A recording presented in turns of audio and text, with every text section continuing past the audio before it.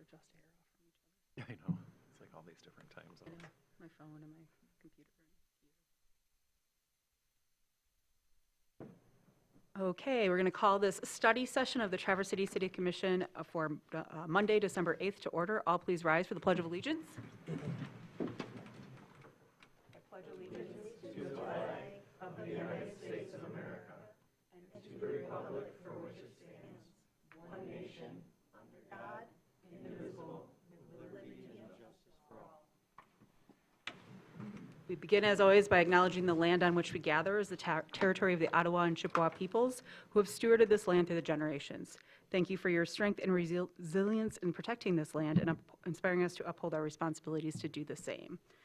And with that, this is a study session, so we're going to not have any actions. We haven't had one in a while, so I wanted to start out and remind everybody of that. So these are all discussion items, but no action will be taken tonight. With that, Sarah, would you do the roll call, please? Yes. Commissioner Shaw? Here. Commissioner Bomer? Here. Mayor Pro Tem Ness? Here. Commissioner Anderson? Present. Commissioner Funk? Present. Commissioner Treadwell? Here. Mayor? Here. And with that, we'll move to announcements from the interim city manager, please. Yes, thank you. I have announcements for this week, the week of December 8th, 2025. Of course, as we move into the season of having snow, I just want to extend a thank you to our streets division for all their work on not only snow removal, but they have sort of a double whammy with leaf pickup happening at the same time. So I appreciate their work. And I also, on the subject of snow, just want to remind residents and business owners to keep their sidewalks clear of snow and ice, and to please help your neighbors that can't do that work for themselves.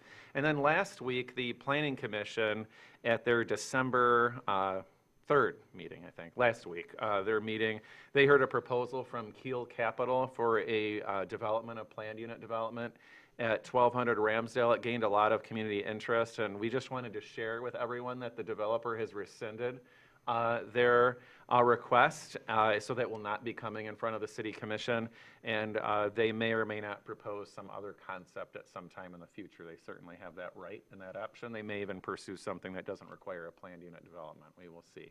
And then shifting gears, the Hickory Hills Lodge hours began today, December 8th, and will run Monday through Friday daily from, Monday through Friday from 3 to 6 p.m. For season pass pickup and merchandise sales. And then stay tuned for an opening day announcement, which will hopefully be forthcoming here soon.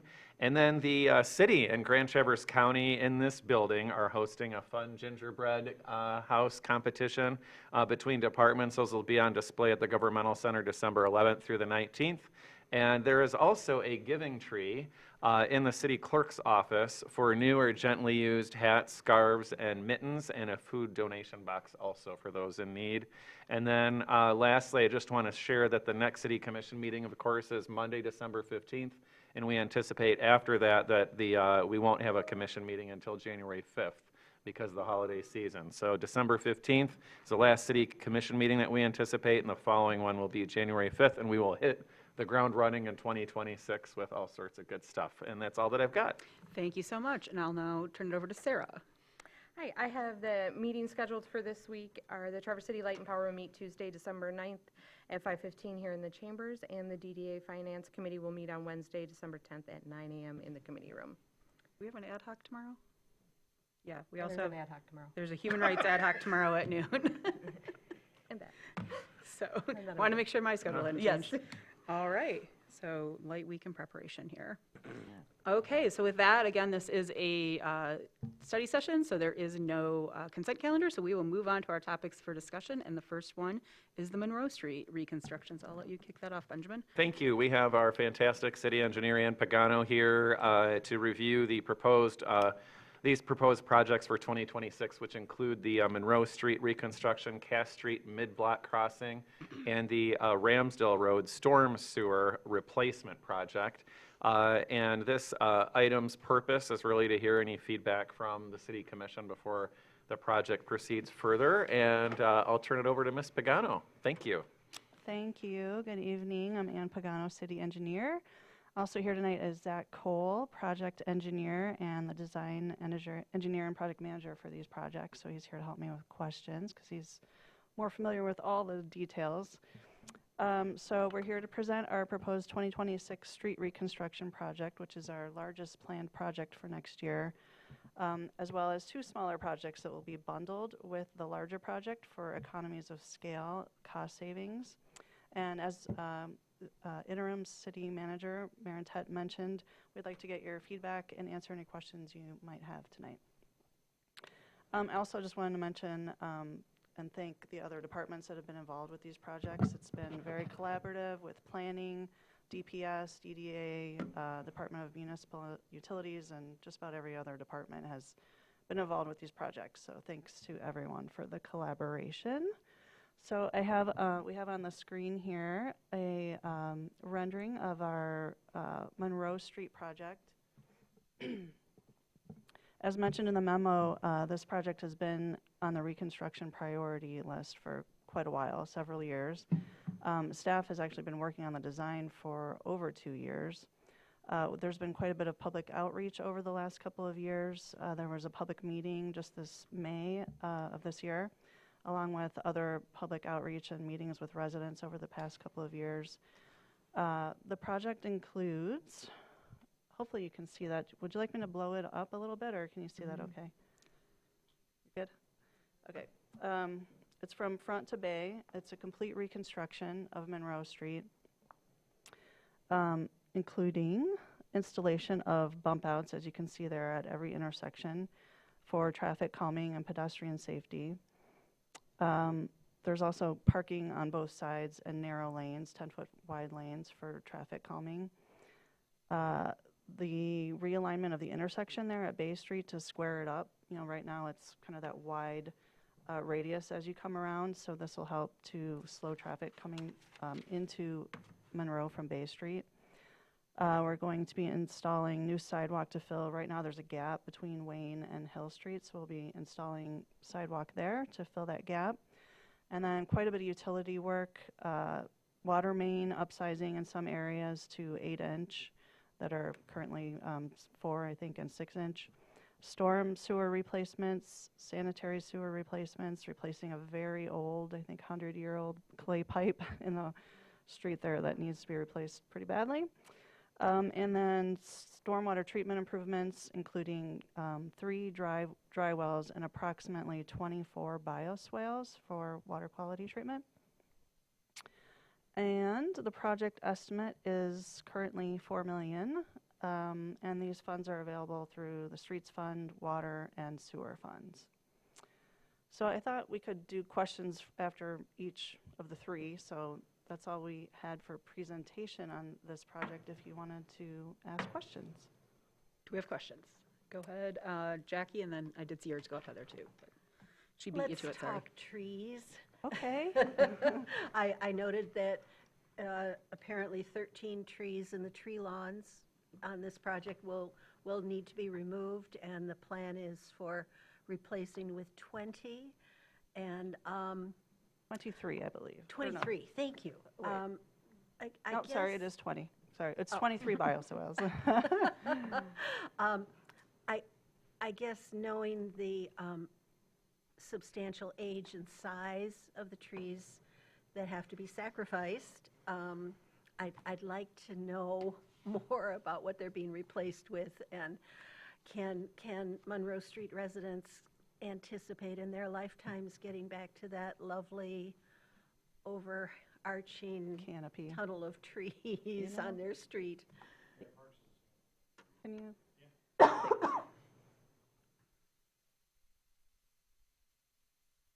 Hi, Zach Cole with City Engineering.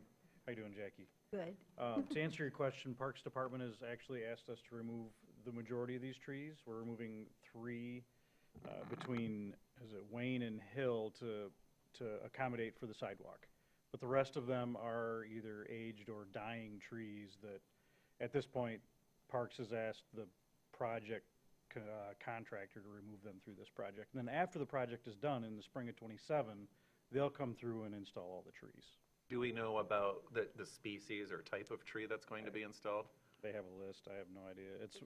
I'm guessing there's a list that they're going to pick from that was similar to Monroe. We can get that for you. Thank you. Yes. And just to be sure I understand the numbers, you're saying out of those 13, that 3 are necessitated by the sidewalk, and the rest are simply at the end of their useful lives. And Correct. Okay. Yep.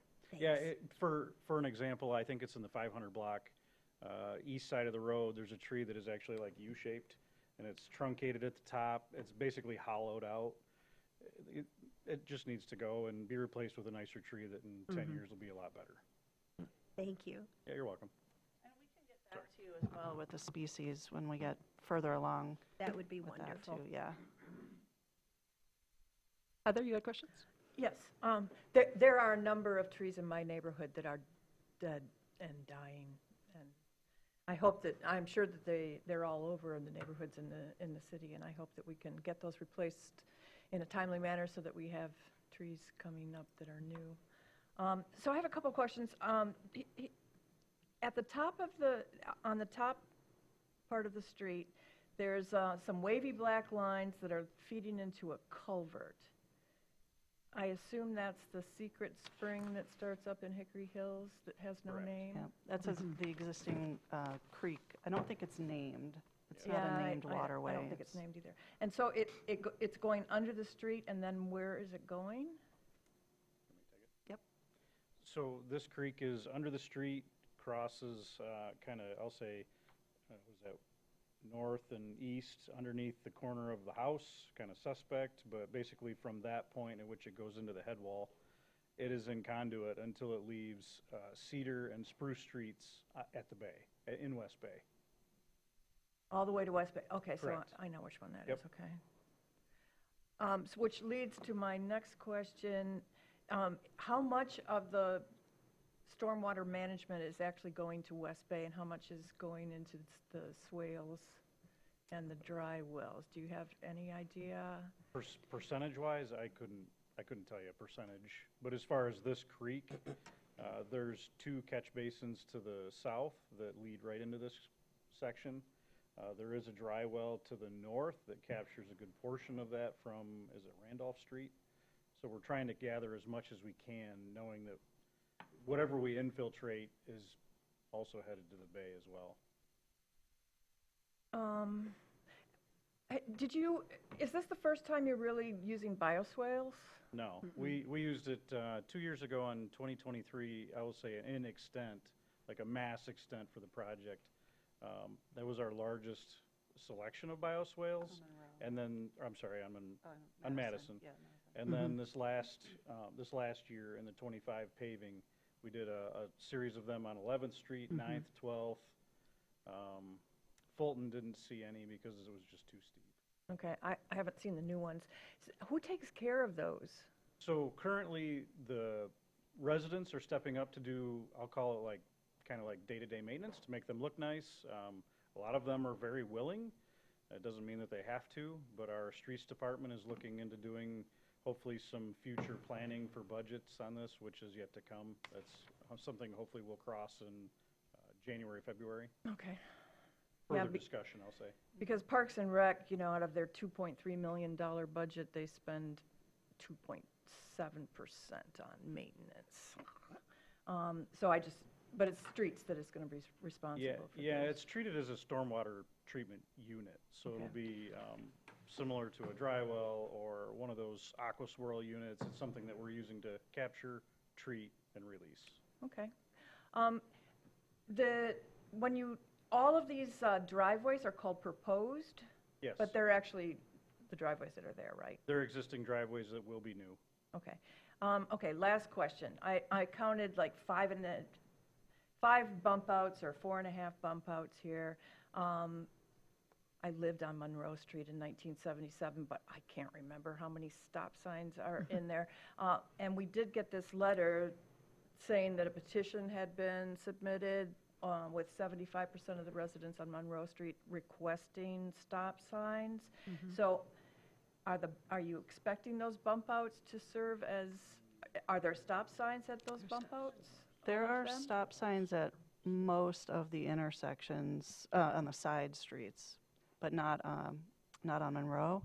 They aren't warranted at those intersections on Monroe. Vice Vice Monroe- versa. Monroe has Yeah. stop signs, Oh, excuse me, okay. with the exception of Willow. Okay. And if And you the don't, stop signs are, we're at those intersections. and but two-way. if you wouldn't, I'm sorry, I don't want to interrupt No, you. go ahead. I was just going to ask Ann if you wouldn't mind, because we've got some new commissioners here. When you say stop signs aren't warranted, would you unpack that? So we do an engineering analysis based on crashes, speeds, the history of the intersection to determine if a stop sign would be warranted. And we've done this on several of the intersections in town through requests coming in through the traffic committee, for example.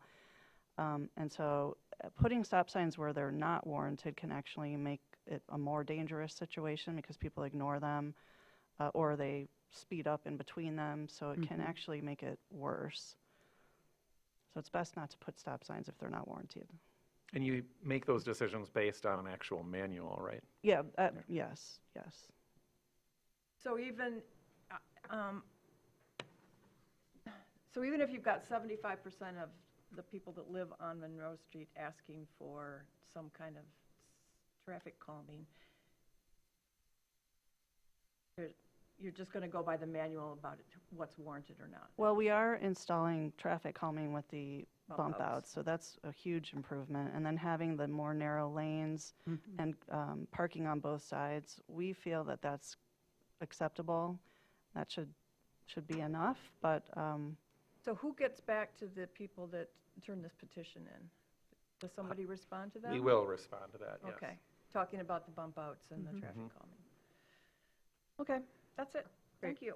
Laura and then Lance. I have a couple of questions. I was glad to hear the goal of traffic calming because I think Monroe Street has struggled a long time with traffic issues. And I think one of the key areas that I'm concerned about is with the new roundabout on 72 and 22. The traffic that's coming off of that roundabout with the new curve is actually, I think, speeding up. In my observation, they're coming around pretty quickly, and I see the change in the angle on Bay Street. I'm wondering with the new traffic flow from that roundabout if a new traffic engineering study could be done or should be done to examine whether or not a stop sign is needed there. It's right across the street from the park. There's a stop sign on Monroe and Bay headed north, but there's nothing coming from the other way. And I'd be curious whether or not with the new traffic flow, whether or not that's warranted and might be want to look at. You That's might want to something we look could- at with this reconstruction. I would support that, too. It's a really vulnerable area in terms of the number of kids that are playing at that park with the crossways across to the Slabtown Beach area. I'm just really concerned about that. And I know that's not Monroe Street, but it is coming around to Monroe Street. So I'd recommend kind of diving into that a little bit deeper. so you're asking about a stop sign on Bay, am I understanding On that correct? Bay, Okay. before At- Monroe. So come off of Bay, you swirl around, you stop, and then turn. And I think that would really help, not just with Monroe, but also with Bay Street, that's being treated more or less as kind of a frontage road right now. You zip along on Bay to skip the Parkway to get to Division. So Sure. I could see that really being helpful with Sure, the we can look park at that. there. And then my next question is on the bioswales. So I fully support bioswales. I think they're really important in terms of our water control and management. But what I'm seeing, I live on Madison Street, and there is a huge variation of how bioswales are being maintained on Madison Street. Everywhere from, as Zach said, we've got property owners out there weekly pruning and trimming and mowing and removing debris to, there's a few bioswales on Madison Street that haven't been touched since 2023. And the plants are overgrowing onto the sidewalk, there is debris in them, they just haven't been maintained. And so I just want to point that out, that I think some consistency in how we maintain them is important, and I don't know that we can completely rely on property owners to do that unless it's made really clear that that is their responsibility. Yep, understood. And we actually had a meeting this morning with DPS to talk about maintaining bioswales. Yeah. So we'd like to propose putting funding into the budget on an annual basis to either do it in-house or potentially hire landscapers, just Yep. because our crew and DPS, they aren't botanists, so they don't know if they're pulling a weed or something that's supposed to be there. So we might need to hire that out. So we'll probably be Yeah. talking to you more about that in the I agree future. with that. I think a quick walk down Madison Street, you could see the degree of variation that exists in how those are maintained. Yep. And I do know from, if you're not maintaining them, they lose their efficiency. It's not just that they look bad, they're just not working correctly. Right. So I think it is critical that we take a look at that. Those are my comments. Lance, you were next. Yeah, just curious, having gone this summer with a couple of our streets completely torn up and residents having no access to their sidewalks or really anything in front of their house for several months. Tell us the implementation plan for construction on this, and is it going to be Monroe Street will be completely torn up all summer and no one will have access? Will there be essentially pedestrian or bike access? So your last point, no bicycle access down a construction site. We really stress that pedestrians are not welcomed in a place where there's heavy equipment. They're meant to wear, high-vis vests and hard hats for a reason. So ideally, let's just kind of stay out of the construction zone. But for that, to that same point, everybody lives there. Everybody should have access to their properties. Everything is, I'll call it EMT accessible. Okay. So at the end of every day, the EMTs and fire trucks should be able to get to every residence. That's the underlying goal of the contract. Throughout that, obviously, we'll be doing like sewer and water in front of homes, and so for that day, 2 or 3 homes may not be able to access the street at any given time. When I say 2 or 3, we're talking, we're marching along at maybe 100 feet a day, Okay. 150 feet a day, so it's very slow. I've explained to a lot of people when I talk to residents that the street's going to look like the surface of the moon for a long time. It's going to get very trying on patients. It's going to be very boring and tedious, and you're not going to like the dust and dirt, but when it's all done, it'll be a complete street, and we won't be back for a long time. That's kind of like the goal. So we're going through a lot of pain up front to hopefully get to the positive end of it, which is at the end of the season, we're done and we won't come back. To that, yeah, for a long time, yeah, more than 25 years, hopefully, just to even do a resurface. So to your question for staging and like what to expect, my expectation is probably 2 blocks at a time. Okay. That could shift in any direction, but we leave it kind of up to the contractor. If he has 6 crews ready to go in the spring and we're his priority, I think we would want to jump on it so that we can finish the project earlier. But if he has 2 crews that he can only associate with us, then we would say 2 blocks at a time would be his maximum. So And how long do you anticipate the project lasting? if it's in front of your house, I would say give it 2 months. Okay. So from the time that they remove the first curb to the time that they pave the street back. I don't typically count in striping in that because they'll stripe the entire street all at once. Right. So they come in, like PK would come in and just do the whole thing. Yeah. Like she said, economies of scale is a good thing, so Yeah. having it all done is cheap. Yeah. Thank you. Yeah, no worries. Other questions? Go ahead, Jackie.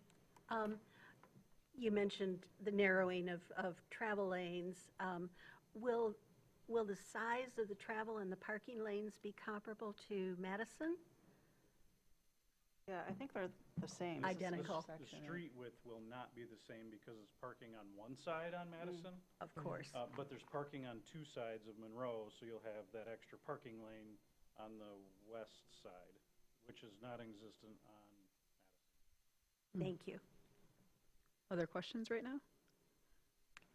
Go ahead, I Ken. guess we were calling it, it's a complete reconstruction, but like in a few minutes, we're going to talk about our complete streets policy, and that references a lot of things in regard to bike lanes. And for email that with some questions that Commissioner Anderson had that was sent out earlier, and it was answered by Benjamin in regard to this doesn't meet the qualifications of being one of the north, south, east, west travel corridors that will get those bike lanes implemented along the side.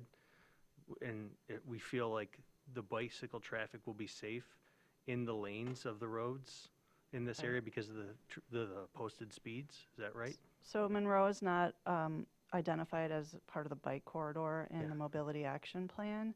And we use the FHWA design guide, which is based on speed and volume, traffic volume. And this actually has a pretty low volume compared to some of our other streets. So it doesn't warrant a bike lane. It's a shared street. Yeah, I mean, Yeah. I'm not upset about that. This makes a lot of sense, and I do think we need a good, complete streets policy that addresses those different modalities of transportation. And, I mean, my feelings about what you put in front of here aren't changed at all by that. I want to see this road reconstructed severely. When are you doing 7th Street? 2028. Is it 2028? That's it. Thanks. Other questions right now? Okay, and thank you for that. I had one thing I wanted to bring up to staff, but not you all, because it was just brought up by this conversation. So we're talking about trees, as Commissioner Anderson brought up earlier, and just making a note to staff that we've had questions come up in the past about our tree disposal policy, since there are some older ones that are part of this. So I'd like to just make a note that that's a discussion topic that I'd like to see come forward that's been brought up in the past, too. And then I just wanted to double check, because again, we've got newer commission, it's been a while since we've talked about this, but we have a policy now of when we do replant trees, we use native species, correct? And kind of more that are hospitable to our environment and not just for decoration. That's correct. There's an approved tree list. Yes, thank you. I just wanted to clarify that for everybody, because sometimes that kind of pops back up and we haven't talked about it for a while. So, all right, I think we're good, but I'm gonna go ahead because there's such a variety of things on this agenda, in case some people are here for earlier items, and normally at study sessions, we don't allow public comment on each item, because that's usually precipitated by a motion, but because there is such a variety here, and I know people are here for very distinct things, I wanted to allow opportunity for public comment on every item. So does anybody have any comment on this item? If you'd like to, please approach the podium. It's just like a regular public comment in that sense. I'm going to read the rules real quick. We ask that you state your name and address, indicate if you're a city resident, non-city resident, and/or city business owner. We have a 3-minute time allotment per speaker. When your time has elapsed, the timer will beep. And finally, we request that all language be respectful. Okay. Doug Kimball, 523 North Spruce Street, Traverse City. I kind of feel like the traffic calming is a bit of a misnomer, because in the neighborhood, especially Randolph Street, a few other streets that have parking on both sides, it becomes a one-lane street. You know, it's either like a game of chicken, who's going to get through, or are you going to lose your mirror? And to narrow the street down like that, it's not just me. A number of people around think that that's a problem, that these become one-lane streets. So if it could be addressed, you know, and not narrow it, that's what we'd like. A number of the residents would like. Okay, thank you. Thank you, Doug. Please. Oh, sorry, keep going. I accidentally cut off in the middle of the projects, but we'll keep going with this. Sorry about that. I lost my order. Thanks, It's Amy, my for the fault. opportunity. Rick Venner. I do live on Wayne Street in the city of Traverse City. Thanks for taking this up. I'm also with the Grand Traverse Safe Streets Alliance, which pertains to slowing and calming traffic down on Monroe Street. And live and bicycle, run, walk, drive Monroe Street on a continual basis. It's right around the corner from my house. On Madison, when they redid Madison 2 years ago, they put a speed hump not too far from the intersection of Wayne, and it's really effective. Bikes can go over it. Apparently plows don't have a problem with it. Cars are slower through there. I would disagree. I like Emwood, that's actually quite narrow and makes it very calming for everybody going through there. But that aside, it would be great to consider putting some of those, whatever they're called, speed humps along the length of Monroe. That would slow people down, because that is a thoroughfare. I can't remember now. It was probably 8 years ago. The car count through there was somewhere upwards of 6,000 to 7,000 cars a day, which is a lot for a neighborhood. So anyhow, consider speed humps in the design of this. Thank you. Thank you. Mayor? Yeah. Just, Rick Rick, is that tied into a crosswalk? Or is it's just a random, I know what We you're don't, talking we about, don't but I usually interact on public know it, comment, just I so, know it. but I was gonna say, let's note, because we can bring these back too, because we can get some clarification on the design. So, and I apologize, I was very excited because of this is a massive part of the project, and cut you off in the middle of your presentation, Anne, so please continue with the worries, Cass Street. we can do it that Oh, way, wait a that's second. fine. You have, Yeah, can we have just a tiny bit more discussion here? I mean, just. oh, yeah, sorry, I was just gonna keep the On- discussion going on on the roads in Monroe. general. I'm also in favor of speed humps everywhere. There's nothing more effective than a speed hump. Munson Hospital is using those, and the plows seem to be able to go over them. Now, Madison, I would really like to see speed humps used as much as possible. Now, it's also possible that these bump outs are going to work. So I guess let's see what happens, and then maybe come back to the speed humps. But speed humps could also be useful on Bay Street. The next thing is that the Airport Authority zoning that's being proposed right now, is an overlay over the entire Traverse City. And it says that only low-growing trees are allowed. It doesn't define what a low-growing tree is, but this is something that we have to think about. That's a really good point, Heather. Thank you for bringing that around for this conversation. So to kind of circle back to that speed hump thing, when they did the west front reconstruction, they had talked about putting a lot of the raised crosswalks in.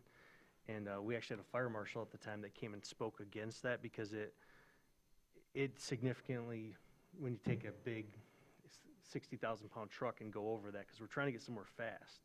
But I'm with you. Munson's using I love stop signs. So I'm very in favor of the stop sign at every intersection. And I've talked to a lot of residents in neighborhoods about that, particularly like Central neighborhood, where they have people speeding through these neighborhoods. And it's a lot easier. We have a police officer here who might be able to testify to this, but it's easier to see somebody run a stop sign than are they maybe speeding or not? It's kind of subjective, but when you see somebody roll through a stop sign, it's very obvious. So I'm kind of in favor of the stop sign versus the speed hump, but maybe one mid-block here and there to help with that. What I'm hearing from both sides right now on that, before we go on to Cass Street here, is there's some ideas, but we've got a traffic calming plan that also, according to the residents, are worried that'll actually slow traffic too much by making it one lane. So just to double check, if there were to be a speed bump added or speed hump, or even extra stop signs, are those both things that can be added after at relatively low expense? I wouldn't say relatively low expense for the speed humps. but Okay. the stop signs, yes. Okay, that's something to keep in mind then as we go. But great, thank you for that, and thank you everybody for your comments on that section. I'm sorry I disrupted the flow. I'm out of habit on a study session apparently, so please continue with Cass Street. No problem. Okay, so those of you that were here in August probably recall we brought the Cass Street mid-block crossing to the commission for a contract approval. And at that time, we were working with the DDA to simply repair what was there. And the commission at the time directed us to add the bump outs to this to the mid-block crossing. So what you're looking at here is the new design, which shows the bump outs. We've also added a hydrant that we talked to the utilities department. They wanted to put in a new hydrant here, so that's new to the design as well. But let's see, what else did I want to say about this? The project includes the bump outs to minimize the crossing distance, improving the crossing to meet the ADA requirements with the detectable warnings, and raises the crossing approximately 6 inches to improve pedestrian visibility, and acts again as a traffic calming measure. And this is going to be similar to that crossing on Pine Street by Mundo's. You're probably familiar with that. And the project estimate is $365,000, which will be split between TIF 97, the water fund for that hydrant, and the street fund. And just to clarify, because we have people who might not have a packet in front of them here and watching at home, this intersection is at? It's just north of State Street, right before the alley by the omelet shop. Perfect, thank you. Now, do we have questions on this one? Go right ahead, Jackie, and then Heather. Just to verify, I know that DDA was supplying TIF 97 funding in the original conceptual view of this? Are they supporting this plan at the same financial level? Yes, and we're going to work through all the details on the funding when we get to the final design and the bid, but they have X amount of dollars that they're still able to support the project with, so there will be city funds as well, and also the water fund for the hydrant. Go ahead, Heather. Well, I hope they're still willing to put the 98,000. Yeah, it's Yes. more than that now, Okay. actually, yeah. Okay, so I went back and looked at the August 4th consent calendar item, and that plan had no bump out at all. It just had a little, we called it a ribbon, a little brick ribbon, so that people knew that there was a crosswalk there. Now we've got a 37-inch, no, wait, no, 37-inch bump out? Yeah, 37-inch bump out. It's Plus the sidewalks, on each side.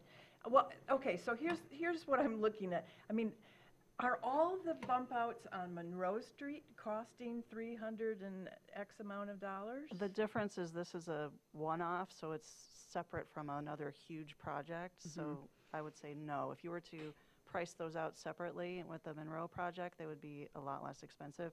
And this may come in less because we are going to package it. So the way that we did the cost estimate was assuming it was a standalone project. So we expect the numbers to come in lower, but we Okay. just want to be realistic in case this gets pulled out and we don't do it now. That's our estimate for a standalone project. Okay, well, I hope that that's true. Oh my gosh.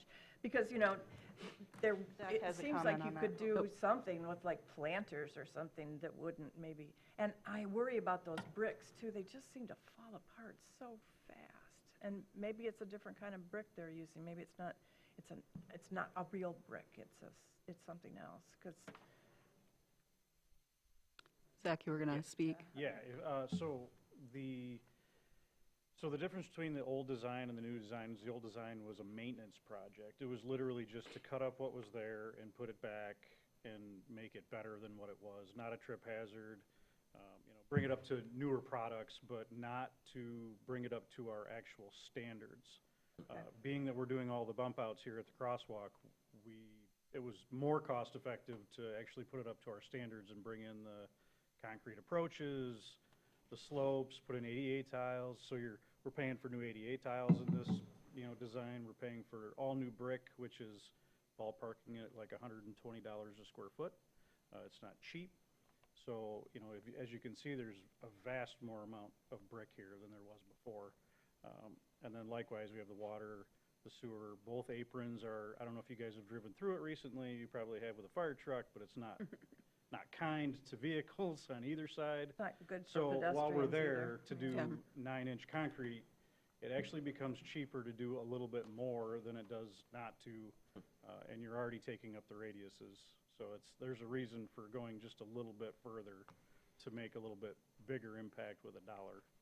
So you don't really know how much this project is going to cost yet? We have a pretty good idea, and the 300,000, or the number that was in the Well, I mean, packet the is- whole project with Monroe Street and the whole thing. Oh, not till we bid it out. It's close, but, with economies of scale, the $4 million number could be $3 million. It depends on what someone's willing to do to their numbers to get the job. Okay. If there's a heavy competitors going at it, there's definitely an argument that you can be made that numbers can be slashed. Well, hopefully we've people seen like it. to come up and do road projects up here, unlike coming up and painting our. Yeah, right. Well, so for Streets. instance, the project that we put forth before, that was an $86,000 crossing, that was a steal. We'll never see that again probably in my lifetime. A company came in just to do work in the city to get his name on Front Street. That price should have been $150,000 by all rights. The next bidder was $150,000. So we got a screaming deal, didn't take advantage of the opportunity, and now we're just looking at Well, a this different- looks much better. Yeah. It's much better. And Different for such a intention. prominent place in the downtown, and where people cross all the time. I think, I flinch at the 300 and whatever Yeah. thousand, but hopefully Us too. cut 100 grand off that. Well, For scale. But we don't have other projects going on right here, though. But yes, it'd be nice if we could see that. Do we have other questions on this one, on Cass Street?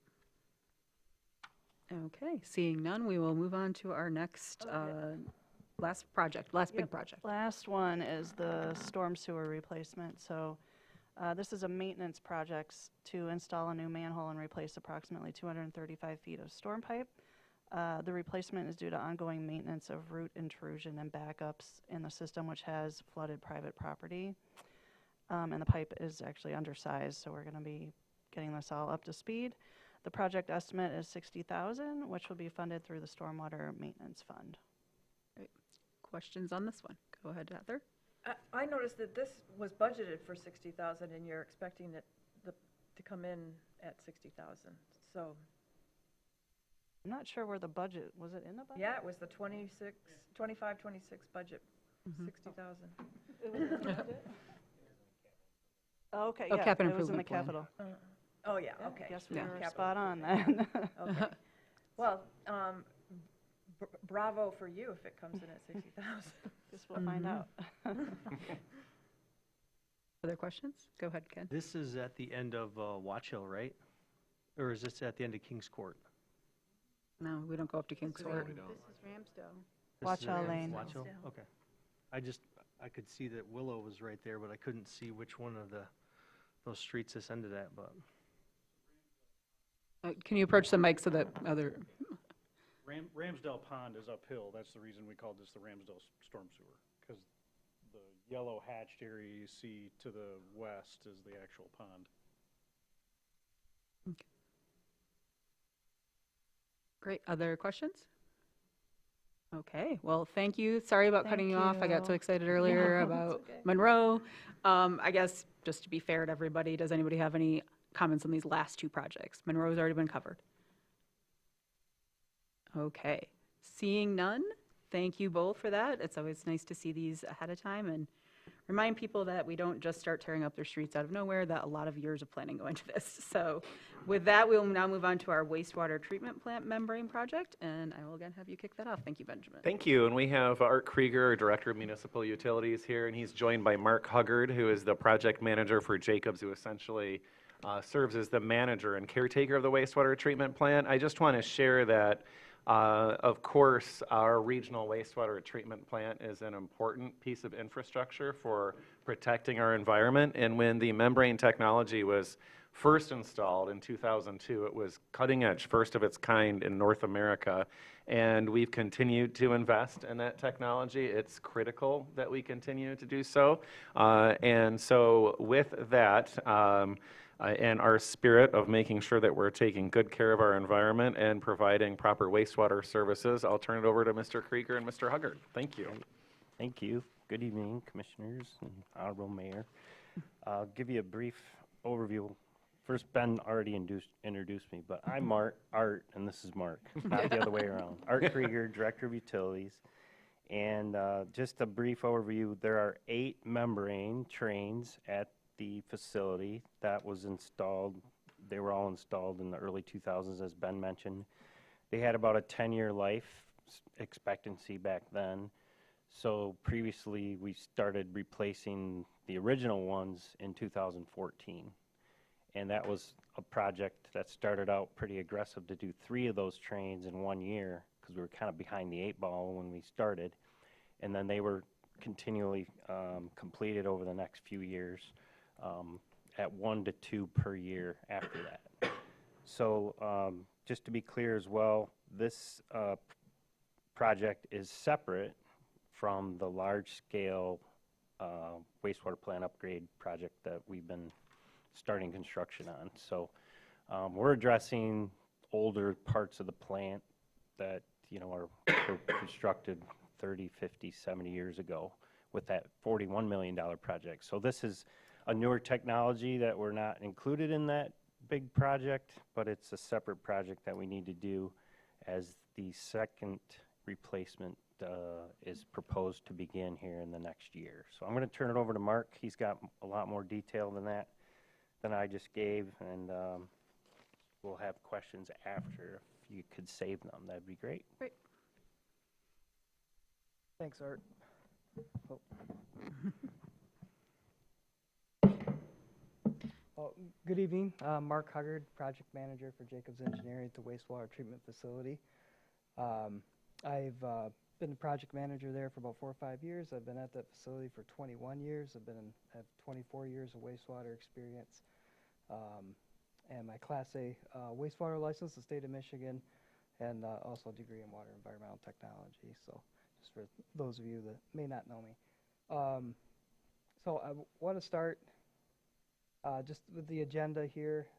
Sorry, I have my notes on the other laptop here, but I want to touch briefly on the history of the plant, as some of that Art has already spoke to, but I'll give a little bit more detail on how we got to membranes in the first place, and then I'll give a review of the previous membrane replacement, and then our strategy, the key highlights of our next, or of this replacement project, our role as Jacobs in this, and the estimated costs and next steps. All right. So in the early 2000s, the city conducted a capacity study that determined by 2005 the plant would reach its organic loading capacity at the facility. So engineers had determined that they recommended upgrade of the treatment plant. During that technology selection process, the public input was heavily gathered, and they identified 2 key elements in that process, being the environment and expanding within the existing footprint. The treatment plant is surrounded by the lake, the railroad, Hall Park. We're really honed in there. So there's not a lot of room for expansion, so the resulting technology that was chosen was the membrane bioreactor. They also looked at a membrane, sorry, not a membrane, but a moving bed biofilm reactor. The city selected the MBR due to its ability to fit within the fence line, and also the exceptional water quality that's produced from a membrane plant. Jacobs at the time was CH2M Hill, but was selected to do the design-build contract. The membrane portion was built in 2004, and or commissioned, I should say, in 2004.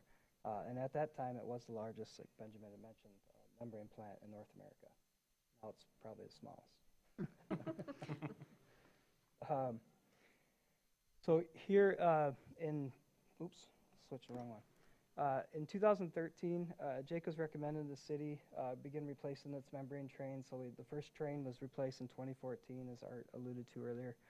The city executed on a scope of services agreement with Jacobs. So we provided labor for the membrane replacement, project management services, and then the city purchased the membranes directly from the supplier. We anticipate this next project to go in that similar fashion. The replacement of the membrane trains was staggered over time. However, in 2015, you can see there were 3 trains replaced in that year. This is due to a decline in membrane performance. They're all reaching that 10-year mark. They're all installed in the same year, in 2004, so they all got old at the same time.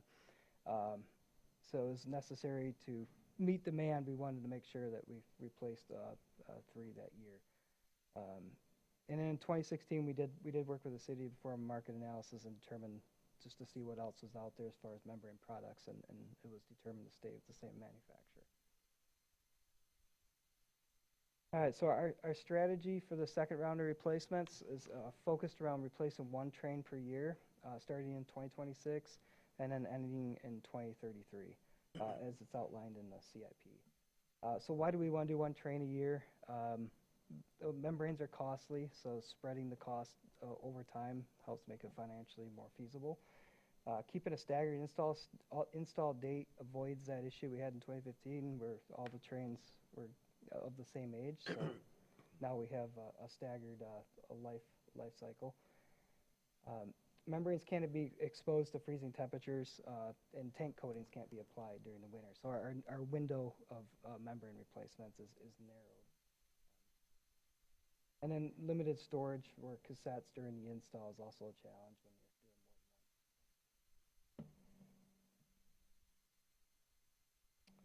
more than 1. During this round of replacements, our main goal is to tackle both aging process equipment that's related to the membrane process, so not just replacing the membranes, but the equipment that's associated with those membranes. And then reducing energy consumption was a big goal of ours. I'll get into that more later in the presentation.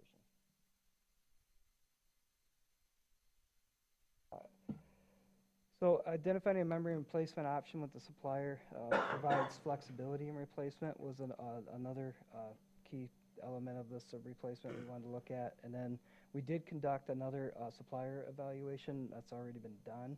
We identified 2 suppliers that we felt had enough experience and ability to provide a product that was compatible with our treatment plant. And after reviewing submittals, cost, product specs, warranties, and customer satisfaction with service and all that, we determined it'd be best to stick with the existing membrane supplier.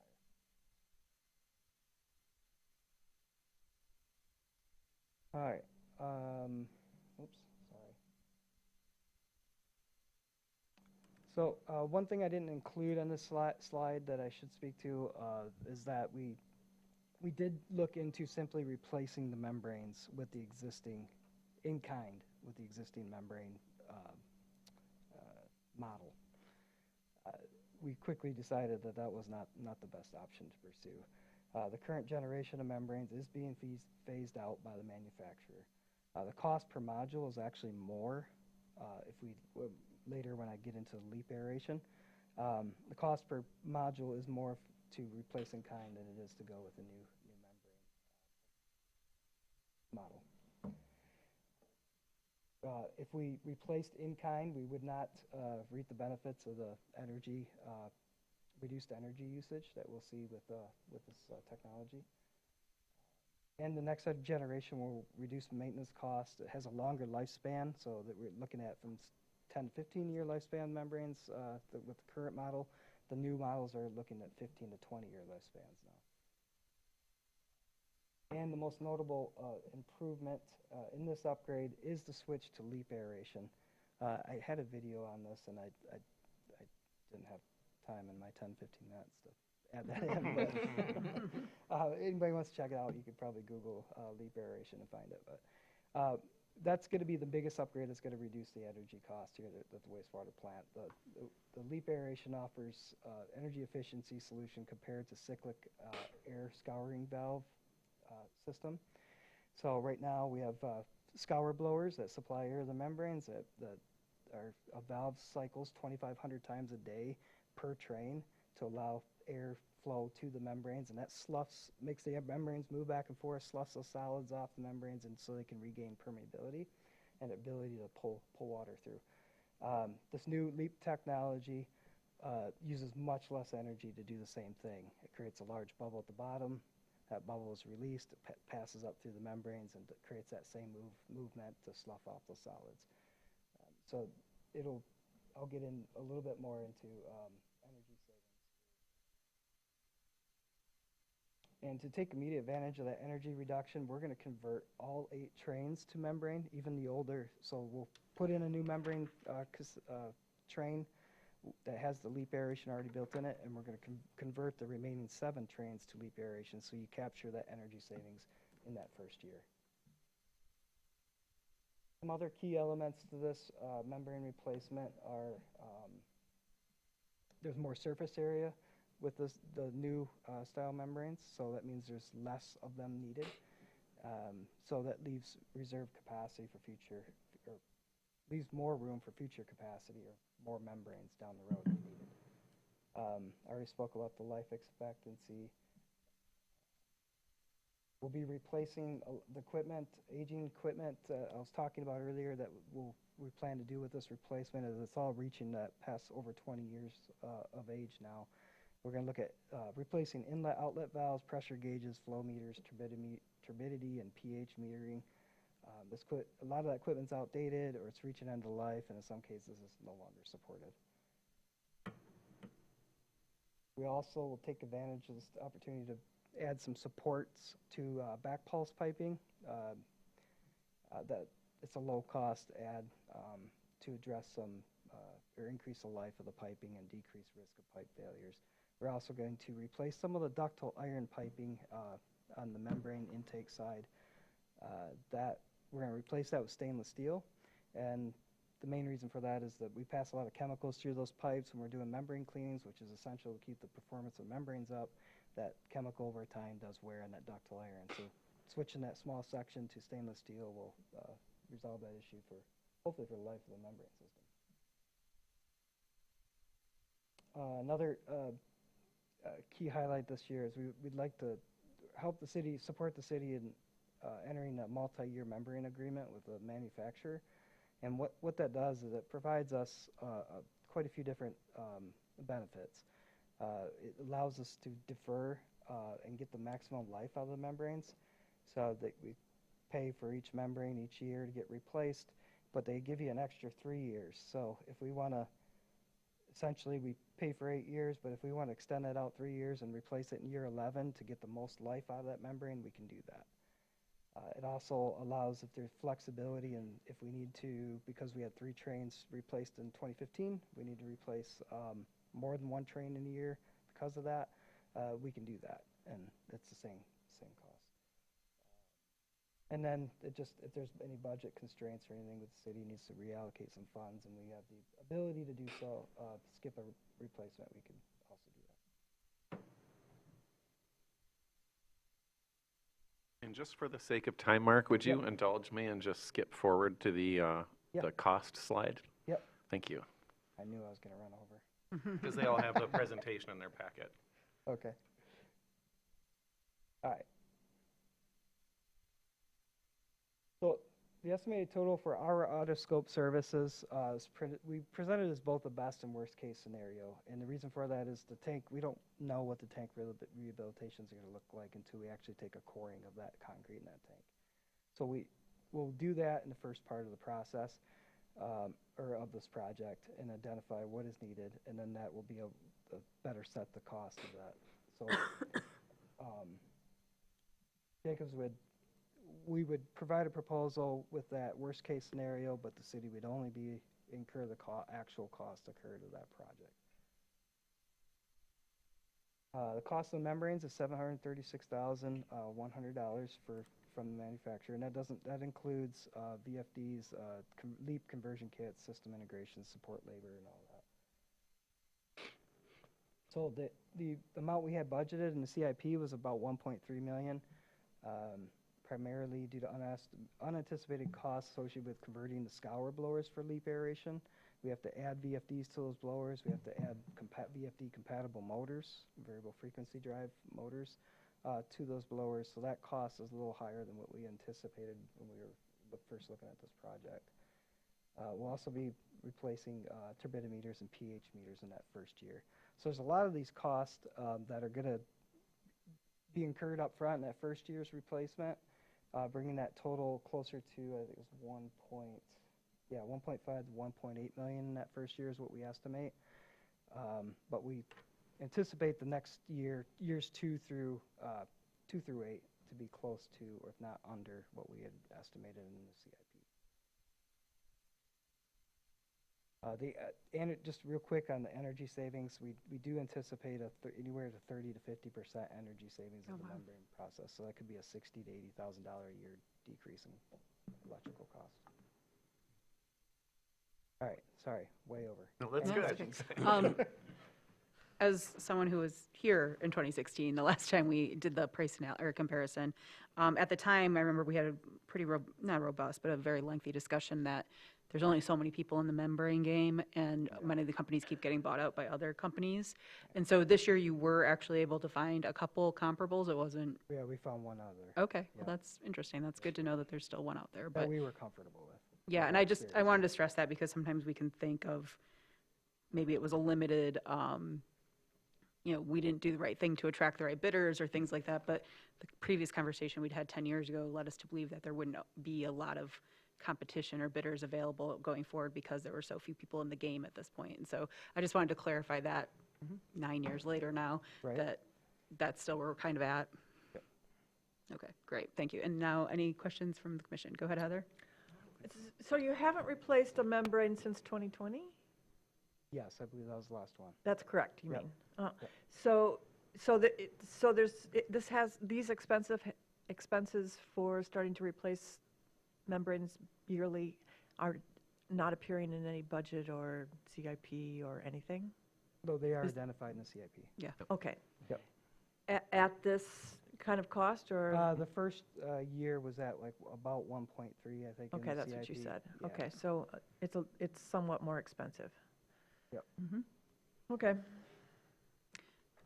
Mitch, and then I saw Lance. Yes. Is there regular inspection and analysis of the membrane condition such that, yes, we can number them 1 through 8, and you could replace one first, but if we detect that number 3 is for some reason wearing out a lot faster, would that be replaced sooner?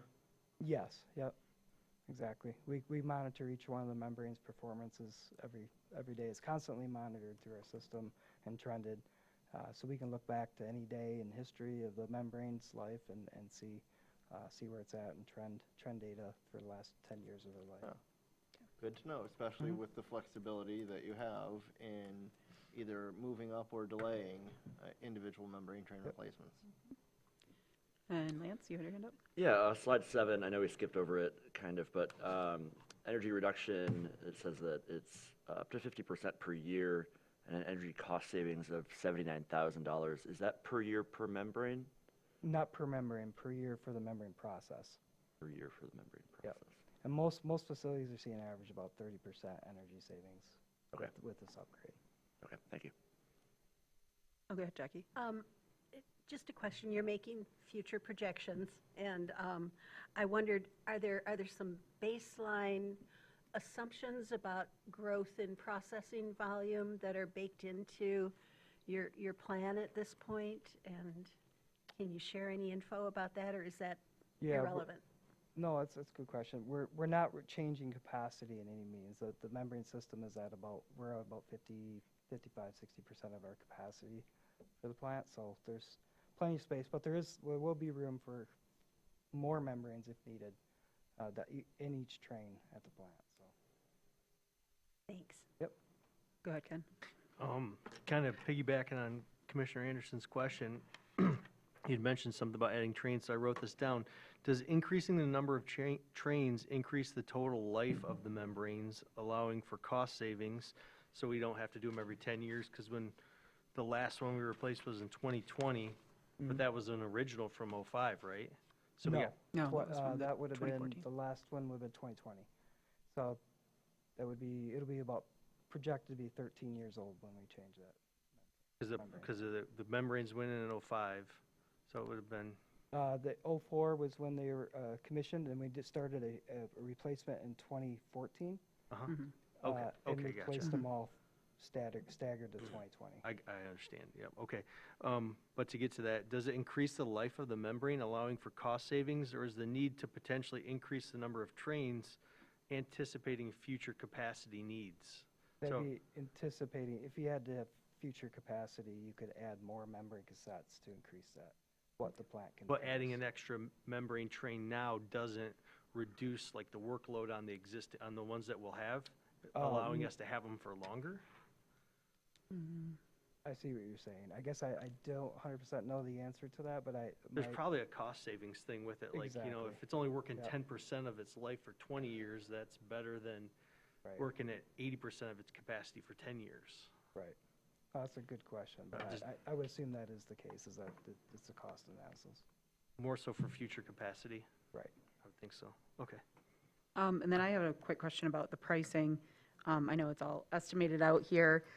You mentioned the 8-year, the contract with the manufacturer? Yep. Is part of that contract kind of locking us into a certain range? Like, we know we've seen some massive inflation and things come out, and prices on a lot of things have gone up astronomically, not just by a couple $100,000. So is part of that contract kind of locking in a certain price range for us, or some kind of a guarantee? I think that'd be in a negotiation process Okay. between the city and the membrane supplier. I know they have an annual escalation fee, but you probably could work out negotiate a cap or something to that. Okay, great. Other questions? Great, well, thank you so much, Mark. All right, thank you. Yeah. Okay, and just to be fair, does anybody have any questions, public comment about the membrane replacement? Okay, seeing none, we will now move on to our discussion of complete streets. And if it's okay, Benjamin, you can kick it off, but I know that Commissioner Shaw was also very active on this, so we can lean on her quite a bit to be involved in the conversation as well. Sure, I'll just say that, I want to thank Commissioner Shaw, former Mayor Pro Tem Mark Wilson, former Commissioner Tim Werner, who served on this ad hoc committee, and it worked over a substantial period of time. There was a lot of public input. I want to thank also those that have participated in those committee discussions. I know, for instance, Lance was at a lot of those before he was on the city commission. The draft policy was briefly introduced at your October 20th meeting, which was the last meeting of the last city commission. And the idea was to bring it back for additional discussion in front of the new commission. And when it was discussed at the October 20th meeting, there wasn't a flow chart attached that was a required exhibit. I think it's an important piece, and I hope that you look closely at it, that everyone does, that you ask questions and poke holes, because that's a very important component of this policy to make sure that there's alignment between the expectations of the commission and how the employee team carries things out. So I welcome a robust discussion, and I'll turn it over to Commissioner Shaw, if that's okay. Thank you, and I want to say that Commissioner Lance Bomer was a big part of this discussion. He wasn't a commissioner at that point, but he was at all of our meetings. I see that the policy itself hasn't changed since the last time we looked at it. Right. I think that looks really great, except that I have a couple of comments on it. The very first paragraph, where the line is strike for particularly for the most vulnerable populations, that was me that wanted that struck, because it's redundant, it's repeated below, but I think it needs to say for all users. So Traverse City aims to provide a complete and connected transportation system that enhances safety, health, and quality of life for all users. Good. And that doesn't repeat anything that's up above it.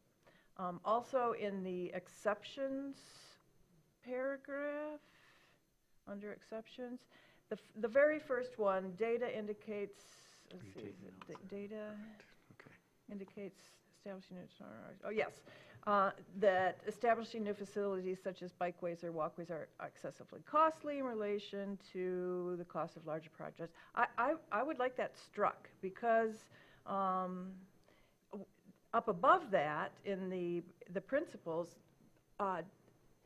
when the RFPs go out, it's required, according to this policy, that complete streets, that the proposals come in with complete streets included.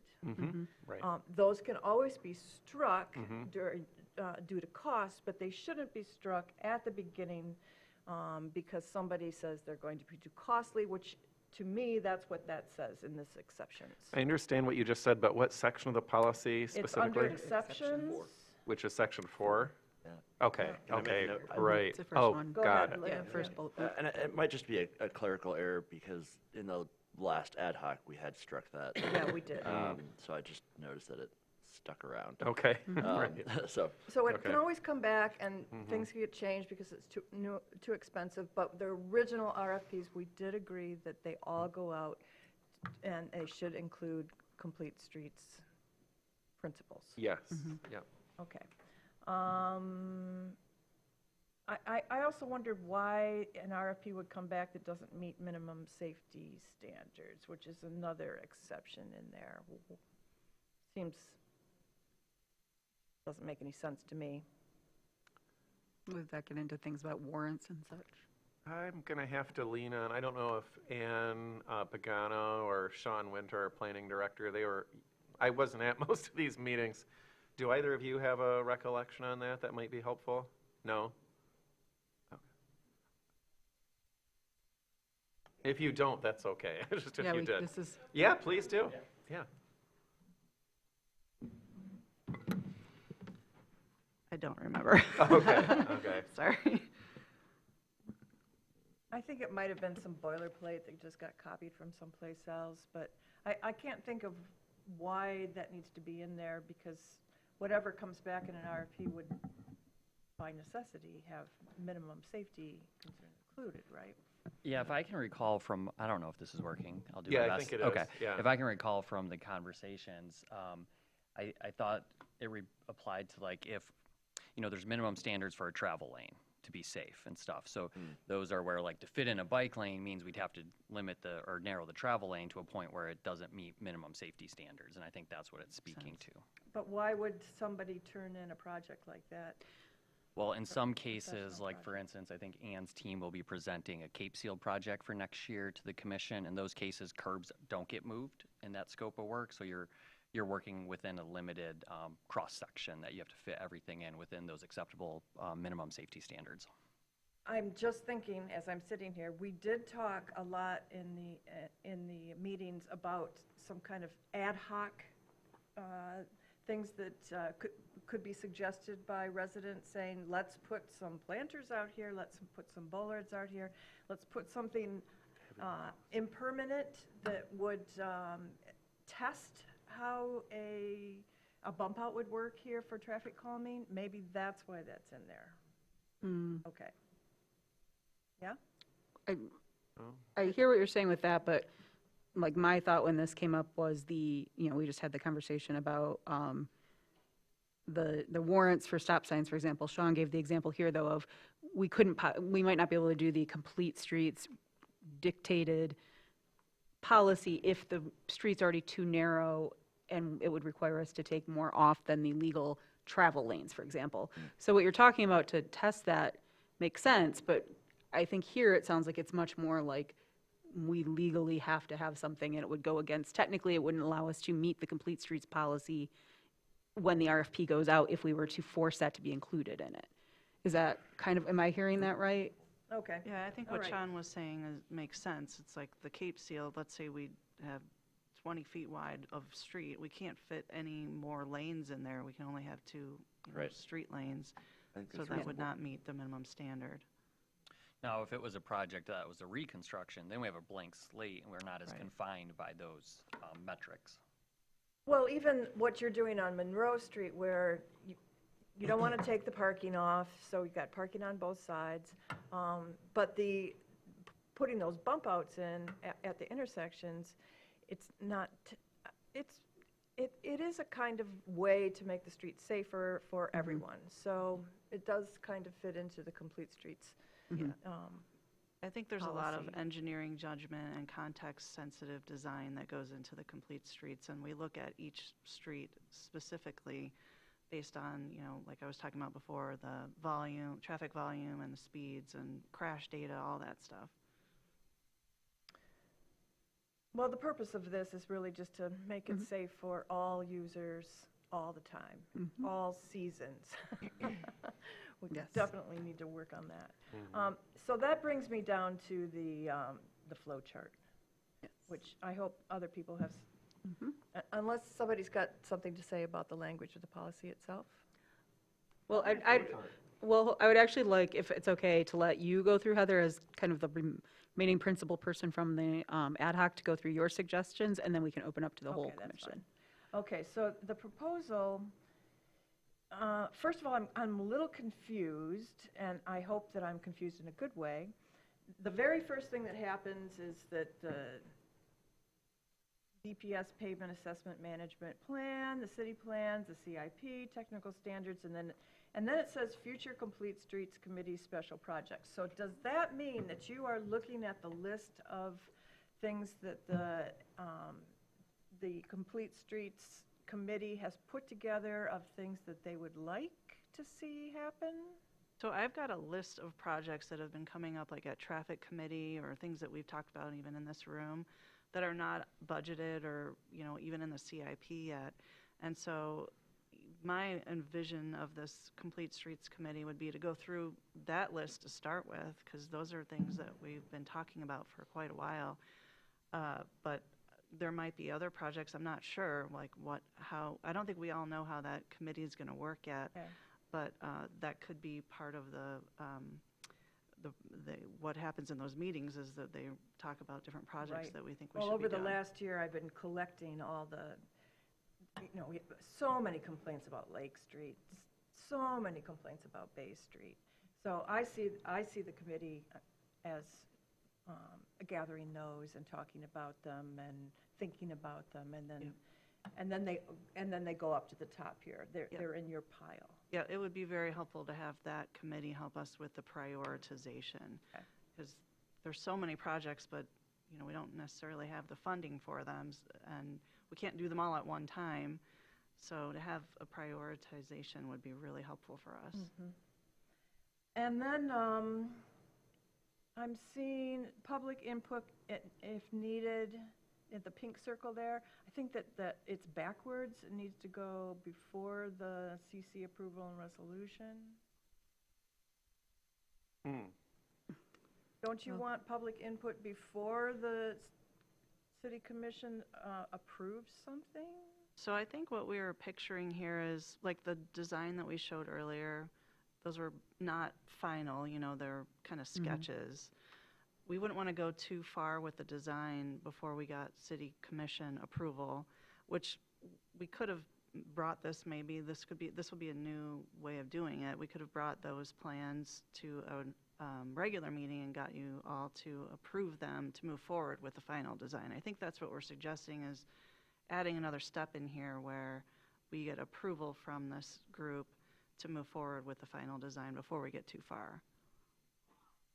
Oh, okay, I'm not sure if I'm understanding. So what I'd really like to avoid in the future is like what happened with the medians last year on the Parkway, where the final, we thought we had agreed to one thing about those medians, and then it turned out completely different. With the pocket park on East Front, you know, we agreed to something with the trees, and then that also turned out to be something very different than what we anticipated. So, so if we, you know, we approve the Monroe Street, but if there are, but we'd like maybe to see those final plans and understand, because for the pocket park on East Front, for example, we got this map, but it was very vague, and it really, all it said was, we're not taking out any trees except the dead trees. Well, that didn't turn out to be correct. So if we can avoid those kinds of problems by seeing whatever the final plans are So before they are. would it be more accurate to say the CC conceptual Yes, approval? I was gonna suggest the same thing, And then yeah. afterwards would final be that approval. public input. So it's not a final approval of the final design. So It's, this was the we're like, yeah, go conceptual ahead with approval that Monroe. we saw today Yeah. about Monroe Street, Yeah. and then we see the final approval. And please, of course, recognize that public input is going to happen also at that conceptual approval stage in front of the city commission, right? Like, it's hitting the agenda, it's getting media attention, and you're going to have public input at that point. Yeah, it just looked funny there, because it looked like the city commission was approving something, and then the public input was coming in. Yeah, the phrasing, I maybe, think, yeah. maybe, again, approval of concept or introduction of project or something Or like could the that. public input But go be right next to each other. it? Yes. Yeah. Yeah. I think that seems more like their corollary Yeah. rather than I agree. linear. Sarah's taking careful notes, so that's good. I think that'll help the Yeah. I agree. Great. Okay, that's all I have to say. I'm happy that this is that we're finally seeing this, and I hope we get that ad hoc put together as soon as possible. I think that the composition of the ad hoc looks great. Not the ad hoc, the composition committee. of Committee. the Committee. committee, yes. Advisory committee. Yeah. All right, and Lance, you want to go ahead, and then Jackie, I know you had your hand up too, but since Lance was kind of, Yeah, I've Yeah. been in, I think, all the meetings except for one of them in the past year. So I just want to kind of address the public and just say thanks to the staff, thanks to all the volunteers.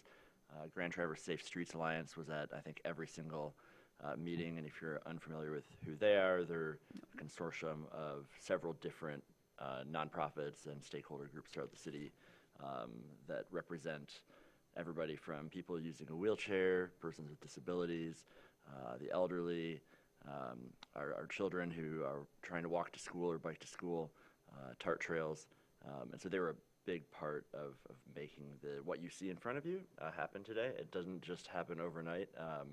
And it was a ton of public input. It was very, I'm just saying this to my other commissioners now, it was very robust in our dialogue. The ad hoc, it was great. They allowed the public to have very good conversations with them. So the ideation and the final solution that we have here is really a creation of taking several best practices from all over the country and putting them together in a document. We really saw this as a way where Traverse City will lead in the future, and we will be a shining star when it comes to our policy. And then thank you to the two of you and your teams for all of their input. That was very necessary. And thank you for working with everybody to put this together. My only comment was around the exceptions clause. That first one, we had just asked that be struck in the ad hoc. So as long as that can be struck like it was, we're good. Great. And I'm looking forward to getting this in place so that we can get, if you're unfamiliar as the other commissioners, the ad hoc, or the CAC, the Complete Streets Advisory Committee, will be representative of neighbors. The idea was that we get neighbors in a room with a couple experts, somebody on the commission, to really address the project list that Ann was talking about and help them prioritize what we're seeing and feeling and hearing in the neighborhoods. We left it relatively vague in who that would be. If you'll notice, we didn't say one person from X organization, one person from this organization, because we wanted people to apply, and we really wanted to be representative of the people in our city. That's all I have, so thank you. Sorry, Okay. I just have one more thing. Is the 1% of the budget still in this? Yes. Okay, Mhm. okay, good. Absolutely. And that's really important, and that was something that actually came from Liz Vogel.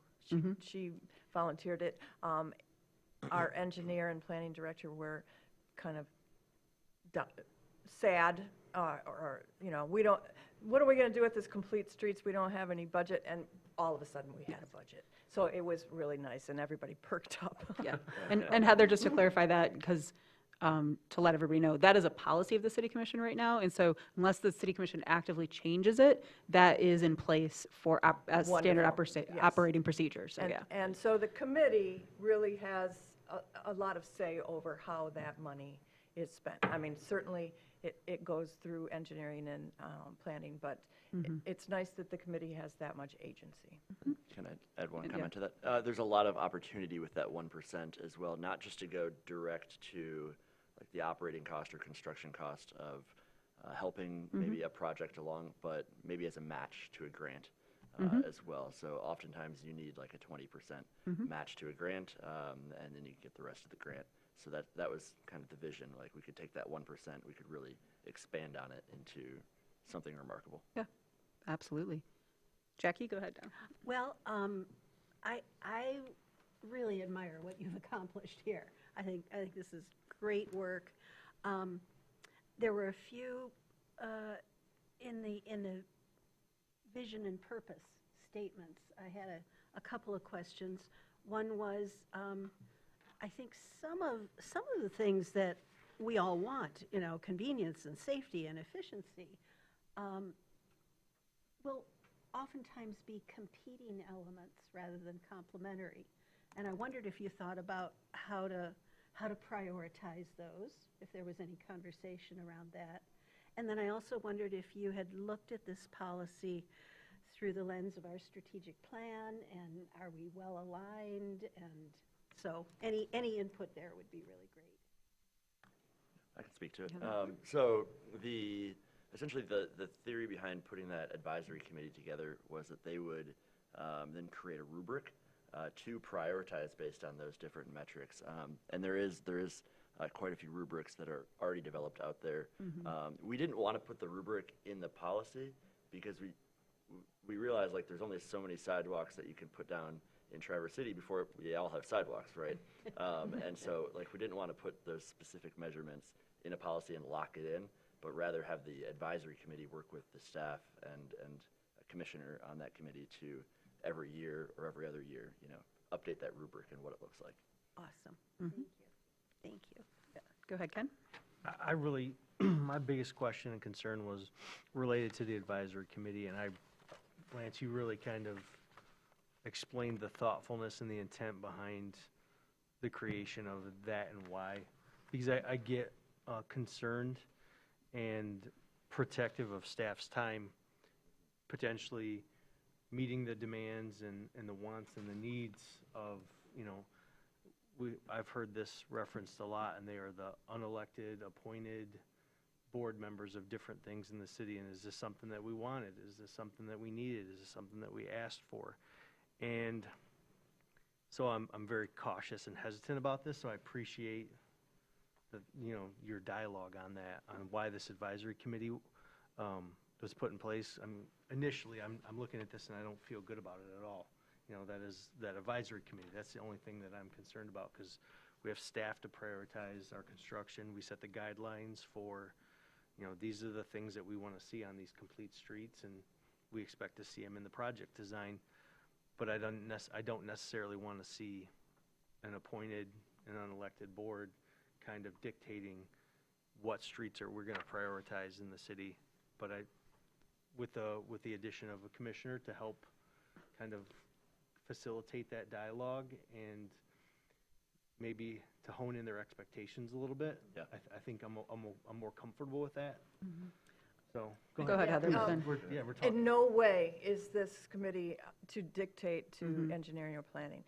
However, engineering and planning cannot travel all the streets of our city all the time like our residents can. And we have some residents who are amazingly skilled and educated in street design and best practices in planning, and that they also ride their bikes or walk everywhere. So they really want to be involved. They can point out problem areas that it's just not possible, as wonderful as engineering and planning are, to see all of those all of the time. I also feel strongly that bringing our residents in as advisors, it creates transparency and trust in government. And this committee only meets 4 times a year.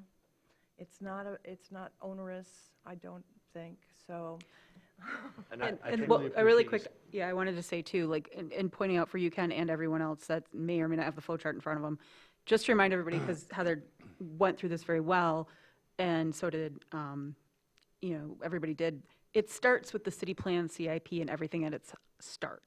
And so this isn't just a committee of citizens plucking things out of the air. It's a committee of citizens, though, that have, as Heather said, some insight that might help along the way. We have experts, as was said in our training. We have a lot of people who work on our staff with a lot of letters after their names that are experts and very knowledgeable. But there is that extra input that does come in, but it's after we've gone through some very formal processes that are staff-based. And so I think, to your point, Ken, that's where it originates, and I think that's really important to remind people that that this is a really great committee that everybody thought of, but that it is starting from kind of a very solid base with our experts. And can I just note, if you look in the purpose, right, the first stated purpose of the advisory committee is to, I think, do exactly what we're doing as a commission with a strategic plan, and that's create or determine specific measurable goals. And those are just citizen-led goals. And we didn't define them for the reason we didn't want them in policy, but we wanted citizens to be able to help create those goals for the vision and the future of the city when it comes to our streets. Awesome. I did have a related question to that, or a clarification. So on the flow chart, though, after the complete streets is concept refinement.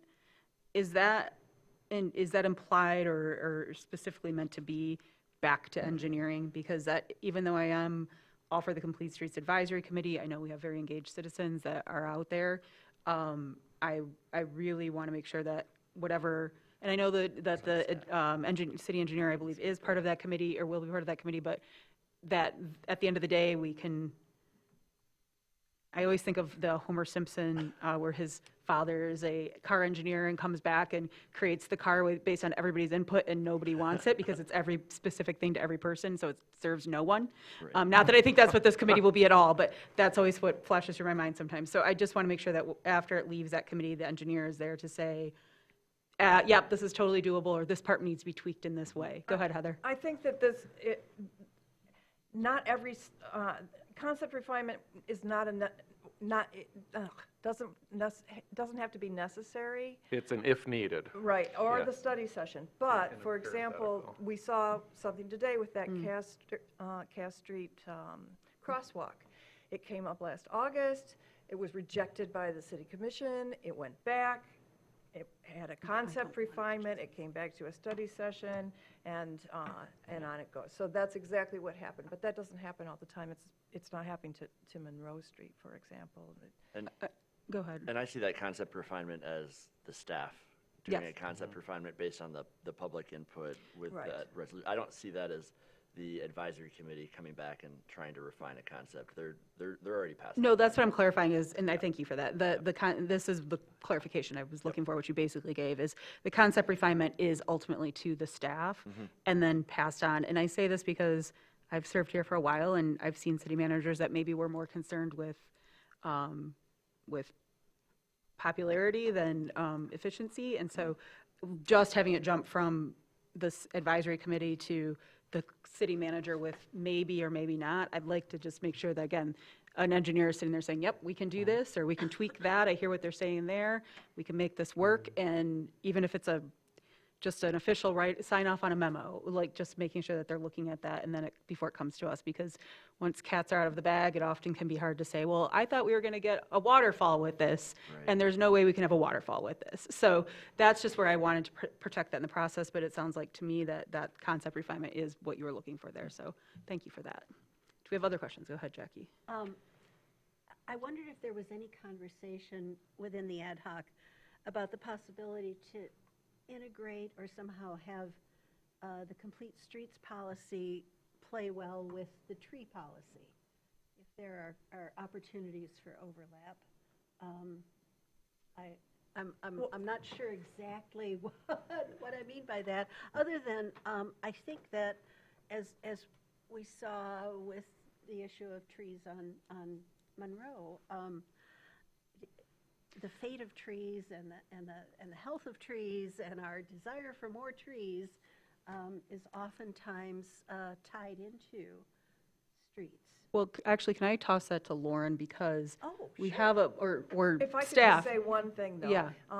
There is something about trees or vegetation in mentioned here. vegetation. Yeah. Yeah. Paragraph 7. Okay. But we do have a Again, we policy. didn't want to get too prescriptive in this In the policy policy. level. Of Right, course. but we do have the tree policy, which, if there's competing, that has its rules too. So that's why you saw in Monroe that we got all the trees that we did plus. And so you can't just go cut down trees and say, well, we built the sidewalk here and we're not going to justify any reason why we wouldn't put more trees back in or put that somewhere else, because the policy addresses that for us. And that's where I just wanted Lauren to kind of clarify how that hierarchy of policy works. If those two things were to kind of collide with each other, we'd have to look at it on a case-by-case basis to understand how all of those considerations fit together with the safety factors and how much width of the street we have and so forth. We'd really have to work as a team to understand how those would fit together. But policy prescribes that we look at them though, right? Sure. You can't just do a project and not think about it. Does that need to be reflected somewhere in the flow chart? It's part of the early few stages, right? Those policies all are taken into consideration by engineering and planning as On the front end? Yeah, on Okay. the front end. Okay. So if we were to find a situation where there's a direct conflict between the two, that would be resolved in the design process, and ultimately the design would be then approved by the city commission. So that would be, if there was some kind of a direct conflict, I would imagine that planning and engineering would call that out when they bring that design to the city commission. Like we saw with Monroe tonight. So on those front bubbles, we have things like city plan, CIP, technical standards, and we have the side bubble with other engineering things. Do we want to just add like other city policies? Yeah, I like a catch-all like that. Just yeah. to- I like a catch-all just with to that catch too. it on the front end? Yeah. So that we know we've covered it. I want to add that too, but I also want to add that I think staff does do that. I think it's good we Yeah. put that in here to show that's happening, but staff, no, yeah, If has I policies. may, Section 6 talks about the design guidelines. We could add something in there about, specifically the tree policy or other city policies. Yeah, other city policies. I think that's great. That would be a good spot. Go ahead, Jackie. And then a suggestion, maybe it's an appendix, but something that would be illustrative of what a complete street looks like. That we all have something to visually understand, because I think your ad hoc has been working so closely with the concept that maybe it would help to memorialize what is a complete street, what is it? Yeah, there's a lot of variation. Yes, Yeah, I was there gonna are say, a lot. Are there It's like- ones that we could even pull from today that we have that are pretty, that you guys think might be pretty good that we could even point to, There- say? You point could to make kind of a list of different ones, different Yeah. examples, but Okay, well, Yeah. if it's not feasible, It would be, it would be a Eighth book. Street is Yeah, very I much, know. That, a yeah, the complete complete, street the one we up did a few years until ago. right, All right, uh, great. Woodmere. For the most part. And, Sarah, did you get about adding in 6, adding, okay, thank you. and then in terms of the flow chart, I was a little sensitive. I didn't see anywhere that the city commission was actually reviewing and approving the final design. So if that could be, Well, that's what we were talking Yeah. about, This getting is the that back in contract. again. okay. Yeah. The contract. The contract contract stage, the stuff. very Yeah, the very last last step. Yeah, time that we come. go ahead, Sean. And if I could make one more minor addition to the flow chart, Ann and I were just talking either right before or after final design, we need to add, the Michigan Planning Enabling Act requires that the Planning Commission review new design for infrastructure, whether it's a new street, park, plaza, things like Okay. that, just to make sure it's consistent. So that's a requirement that we just noted that has to come in kind of once the design's been wrapped up. So we'll Make sure it's consistent with the master plan. yeah, and the language in the act says in terms of location, character, and extent. Right. So they're not technically reviewing it, but, Mhm. you know, if you had an area in the master plan that called for, you know, preservation of ag land, which we don't have in the city, and we came forward with a project to install a street, sewer, water, and gas, that would be inconsistent. That's the type of stuff that they're looking for. It's not a technical review, but it does have to be worked. So that would come in before bid, final, Yes. between bid and. Yeah, final. before it comes to you Okay. to approve that contract, that's part of the final approval. Great. They were in here. Other questions or comments right now? Obviously, this will come back to us, and we want to get this through, but if people notice anything between now and then, or even when it comes back to us, we'll be able to refine it. But this has been a lot of really great work by you guys, and it's coming to us really well baked. And I hope it could come back, you know, in late January or early February, so we can get that Or going. even So earlier. spring is coming. Yes. Yes. So I we have think you some, can definitely do it ideas. sooner than that. Yeah, okay. So could we have it at the regular meeting? I'm sorry? Could it come to the regular meeting? You mean the Yes. 15th? The next Next week? Yeah. Oh, fantastic. Okay. I think so. Could we? Okay. Yeah, great. I think so. And I want to just say. Well, before we totally commit to that, how's the agenda look? Because It's we not- also don't want to be it's- here till 11:30. It's not heavy. Okay, great. And I just want to say too that I also appreciate this concept of having a complete streets ad hoc committee. It folds into what I've been talking about, having a feedback culture. That's not just within our organization, it's the whole city government. And any of the recommendations that come are going to flow through the city manager too. And I say that just because there may be times where we have to point out, okay, this is a significant investment, and then it's a decision of the city commission. So that's why we're going to have, you know, the bids broken out. And I don't say that to stifle anything. This is fantastic, but there will be times where it's a major judgment call on your part, and we respect that that's your role, and we'll bring the information to you so that you can make that decision. So I think what we'll plan on doing is having this policy on the agenda for the 15th. We'll clean it up so that the only red lines that are showing now are the red lines from tonight. And then we'll also have on that agenda to establish an ad hoc for appointing the members to that, or recommending the members to that committee. Great, great. Anything else from the commission right now? Okay, with that, I'll open up for some public comment.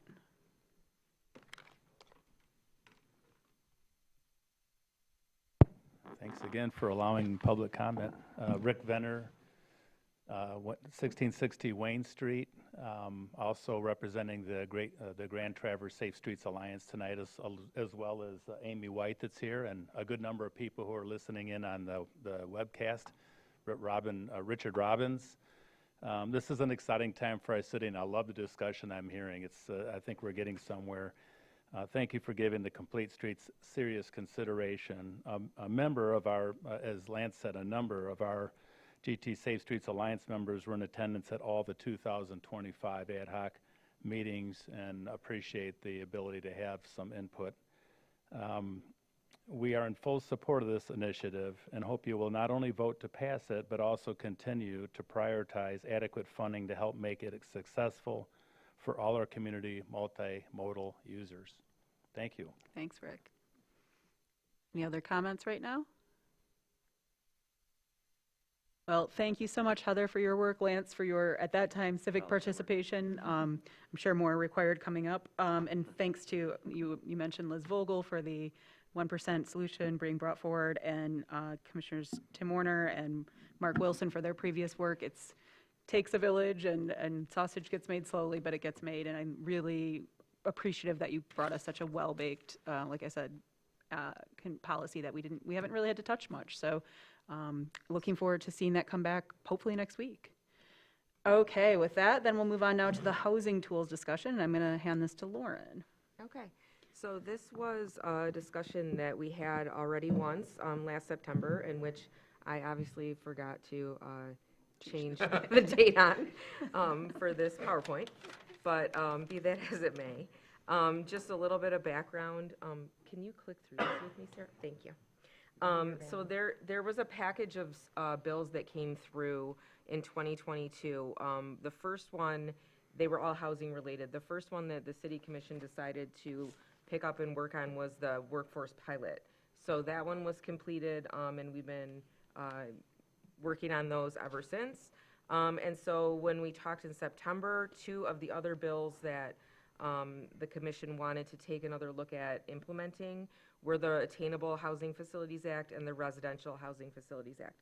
So I have a kind of extensive memo in your packet that walks through, but I just want to kind of zip through these slides for the public and for the commissioners so that you understand the process that would be needed to implement these two acts and what the difference is and what they mean.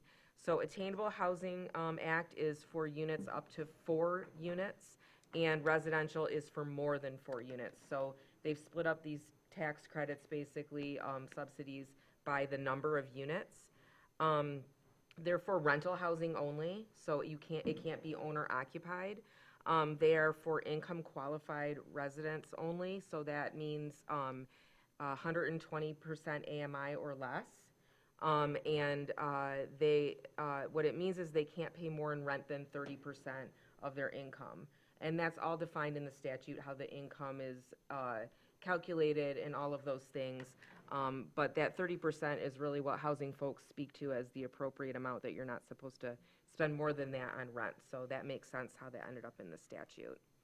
So the first thing that you would need to do, these two tools can overlap.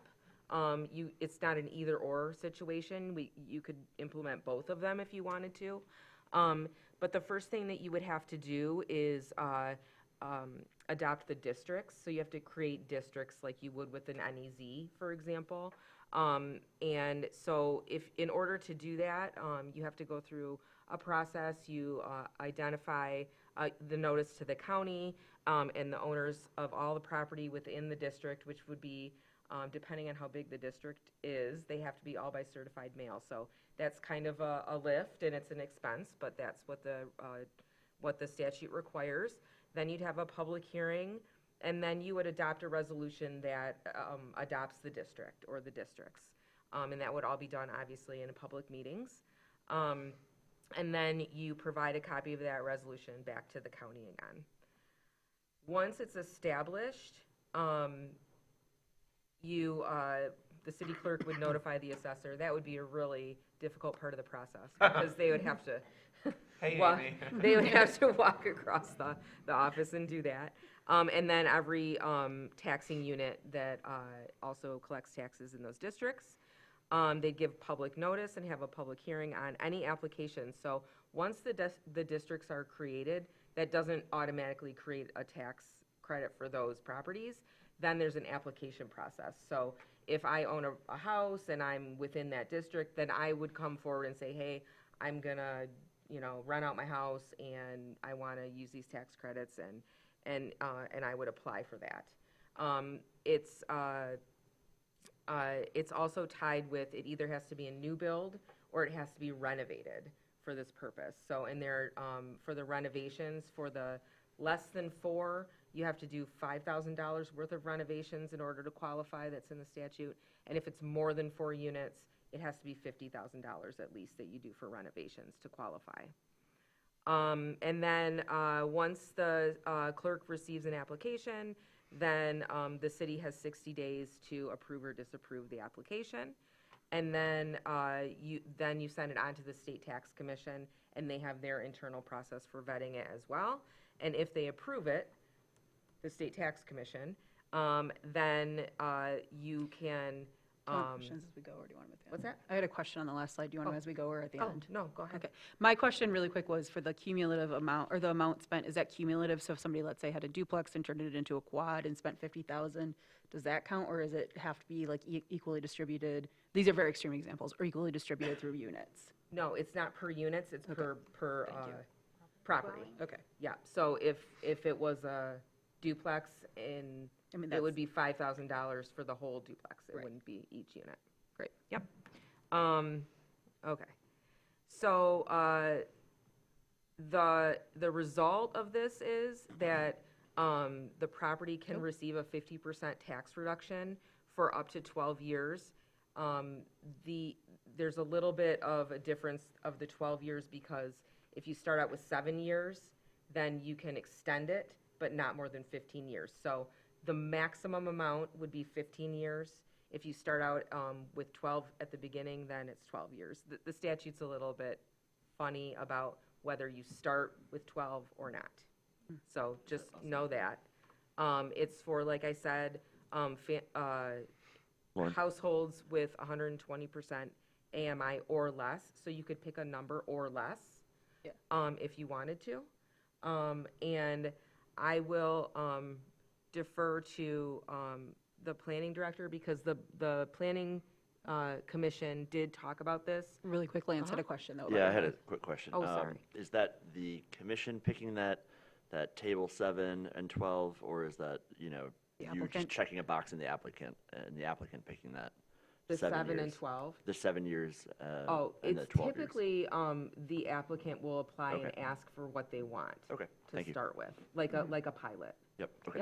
Including the income amount, the AMI amount? Yeah, typically, there could be a policy that is different than that the commission decides to adopt.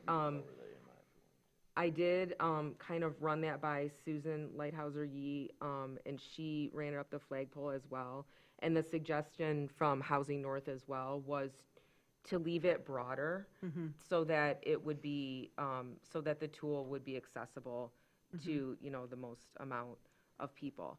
The statute does have built in a reporting and what do I want to say?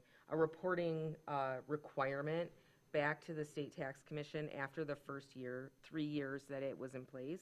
So we're coming up on that. And so there will be a statewide reporting for those communities that have been implementing this since the very beginning. So there will be an opportunity to look at that at some point in the relatively near future and understand how the tool has been implemented and what the effects have been. And so that may help the commission to understand how you would want to move forward with that. I just wanted to say, Planning Commission did discuss this at their meeting last week, what the districts might look like and what their thoughts are on what the proposed districts could be. And also included in your packet are some projections that I asked the city assessor to help me put together. So if you have questions on those, she's here as well. And Sean, did you want to add anything? No, I think you were calling me up, but did you address Oh, that I with the just- planning commission? Yeah, part, in or- case they had questions about the districts. I can just recap that Sure. discussion real quick then. We had proposed to them, since the Attainable Housing Facilities Act only is eligible up to 4 units, that perhaps it be applied to the R1 and R2, because those are the districts that allow 1, 2, and then 3 and 4 units. And then the residential to be applied to all the other districts that allow multifamily. So naturally letting the established land use kind of speak to where these would be applied.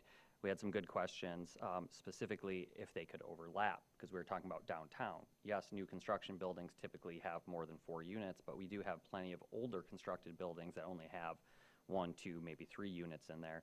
And speaking with Lauren, we think we can overlap them so that in those areas where you have both existing, both would be eligible. So we're really trying to create the broadest amount of opportunity. And really quick, before you go away, Sean, is there anything precluding us from making the whole city a district? Nope. There's a few districts that we don't allow residential, like the airport, you know, Right. so maybe save that certified mail letter. Yes. You know, save the cost on that one, but for the most part, yeah, I think you could go anywhere, but I would kind of defer to the city attorney on some of the specifics. Lance, go ahead. Yeah, I was just, thank you, Sean, for that. You're fine to sit down. And thank you for saying that they can or at least uncovering that they can overlap. My concern was that we were potentially going to limit ourselves just to residential homes.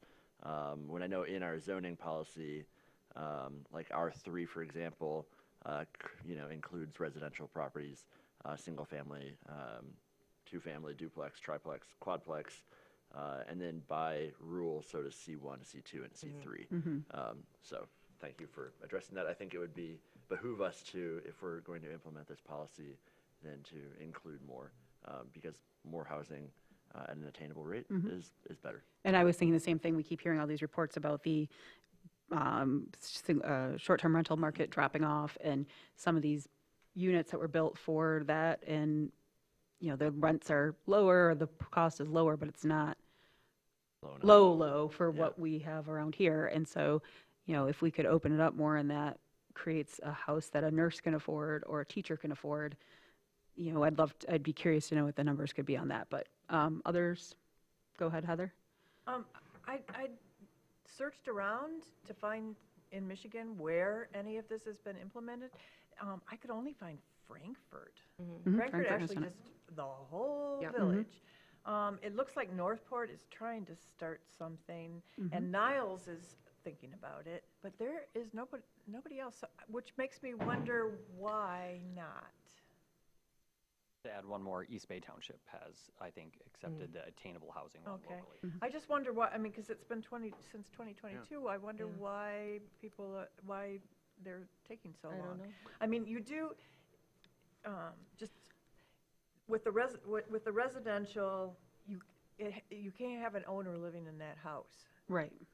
So, I mean, you put that in R1 and R2, how many, I mean, there are quite a few rentals in there. Yeah. But, I think it's This, go ahead. I was going to answer really quick. At the housing conference back in October, there was a panel, and this got brought up, and it was, oh my gosh, why did I just forget? Northport and Frankfurt and, it was somebody else around here. But they were all working on it, and essentially it was a little bit of bringing their commission around and then bringing the public around. So many of them are in process that haven't already done it. It's just been that having those bigger public conversations and the community conversations. And for some, it's a major shift from where they've been, and especially where they're sometimes maybe more of a summer community, and just introducing the concept and exploring it. So I think, we have an ad hoc that just took a year to complete and got a really good policy. And so some move at different paces was kind of the impression I got from people in that room during that conversation. well, I think workshops, public information workshops would be Absolutely. necessary for this, because people are going to freak out if they don't really understand it. And this doesn't really support, and at least from how I've read it, it doesn't really support like new development. This is quiet infill of property that is already built infrastructure in our city. Just allowing, I don't know what the right word is, but maybe your mom and pop landlord who owns 2 rental properties to rent them out to a teacher or a firefighter or a nurse, or somebody just who lives here, works here, and can't spend $3,000 on a house in rent. It's without having to build new infrastructure, right? We've already got it. So Jackie and then Heather. Just to segue from your comment, one of the reasons that I'm more attracted to the mom and pop developer side of this is I think it's better aligned with where the demand is. One approach is to open it up to everybody and let the market decide. The other is to sort of focus our efforts where we believe the demand is. And, if you looked at the housing gap numbers for Traverse City that were provided by Housing North, at the very lowest end for folks with incomes of 44,000 or less, there was a need for 667 rental units. You go up that scale, and it's a pyramid. So by the time you reach households with incomes up to $107,000, only a need for 82. And so we've been, I think, as a community, really effective in using pilot dollars for larger scale developments, but the little guy has been left out.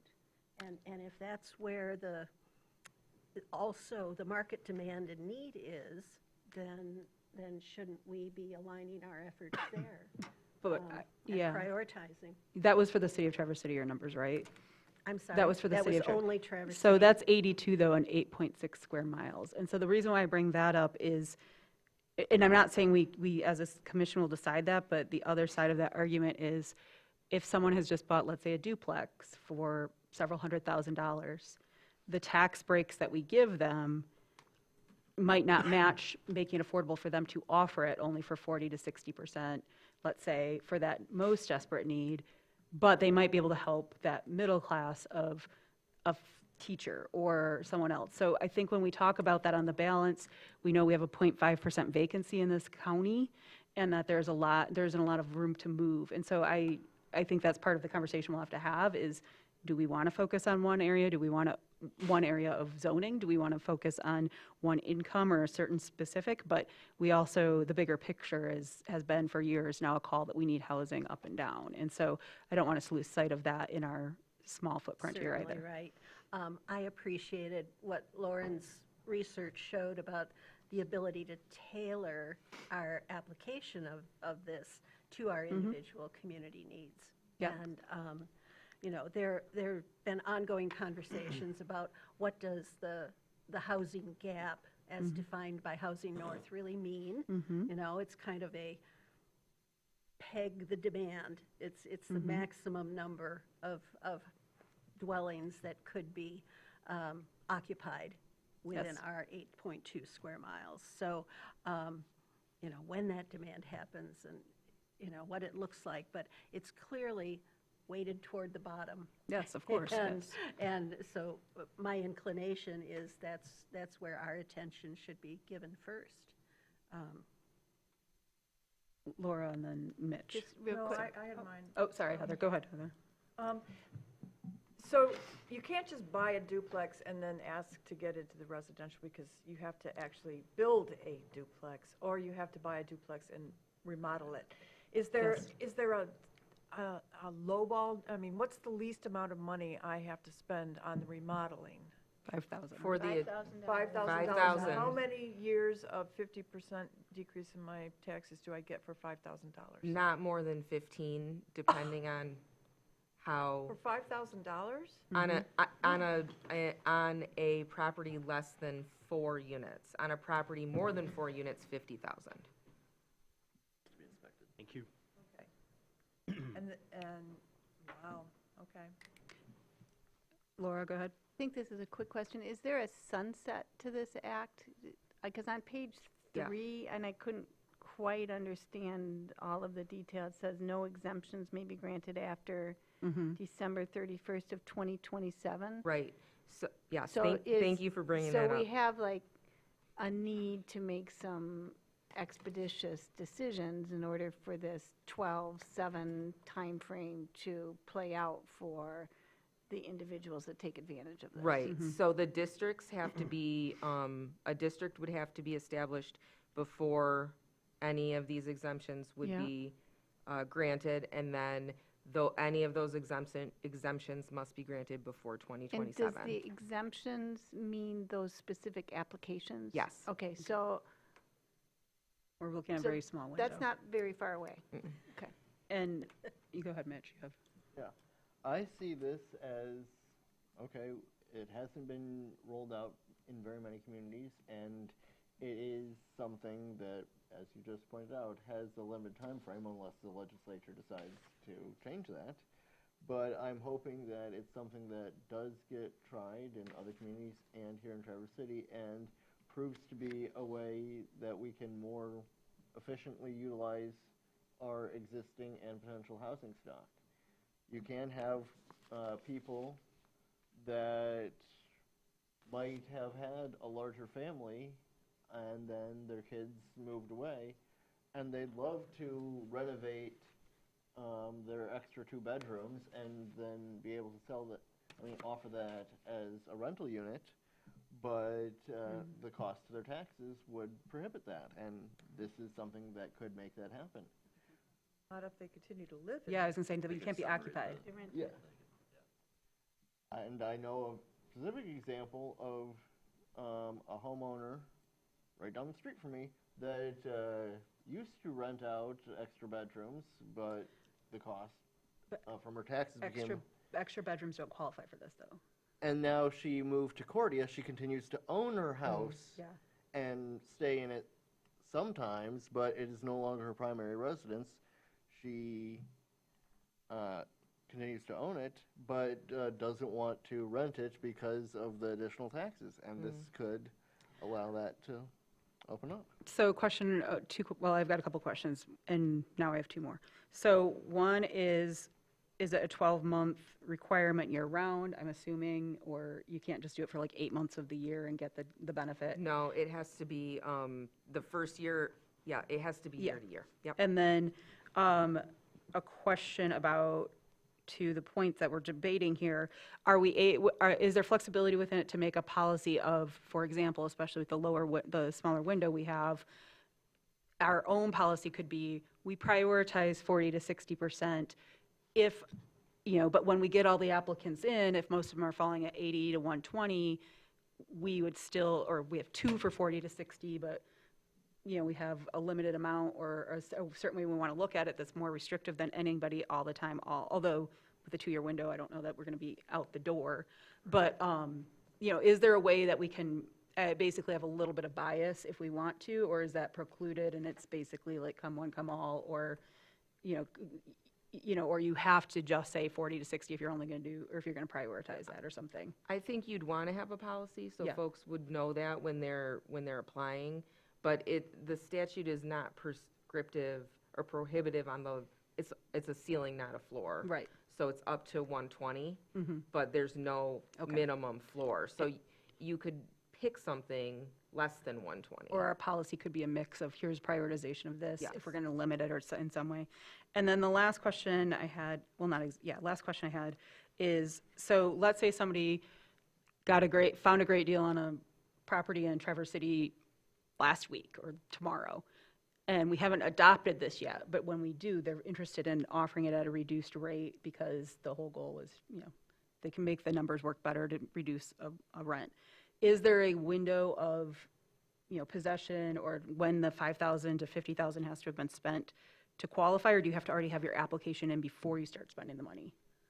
I don't know the answer to that, Okay. but I can find out. I'd be interested in that, because again, we're dealing with a very small window. Very small.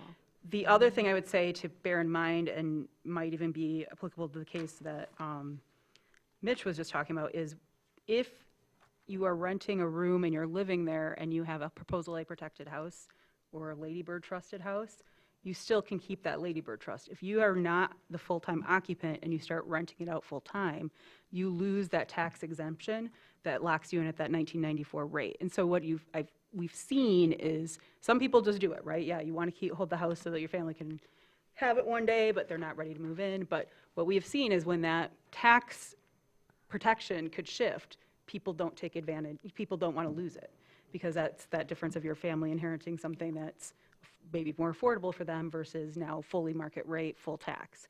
So while we think of a lot of people aging in place and these houses with a lot of rooms or maybe even in homes, I think we have to be careful not to overestimate what that implication is for other people, and that it has a finger on the scale of the decision process. So I just want to point that out. Sorry, I had a bunch of questions today. I feel like Jackie, had a good list, and Jackie didn't cover them like she usually does, so I had a few more. Does anybody else have other questions? Oh, sorry, Laura. At the risk of opening up the Proposal A can of worms. So, I love it. I just want, and the city assessor's gonna smack me if I say this wrong, but if you own your home still, and you have it in a Lady Bird or trust, and you were to start renting it, you would lose your PRE. It wouldn't come uncapped Oh, thank you, that's necessarily. right, thank you. You'd So lose your PRE. those are, Yes. right, Amy? There's two different things. Unless it's commercial, Right. is what we hear from the. Right, but that wouldn't audience, be the thank you. case in this scenario. Right. If it And was if it's over 5 units, it would Okay, be, so we would yes. have to, we would look at that, but in general, there's a difference between PRE and That's good. Thank you for that uncapping, clarification. so we would have while to we're look at that. discussing this. That's why we do these. Great info. Other questions right now?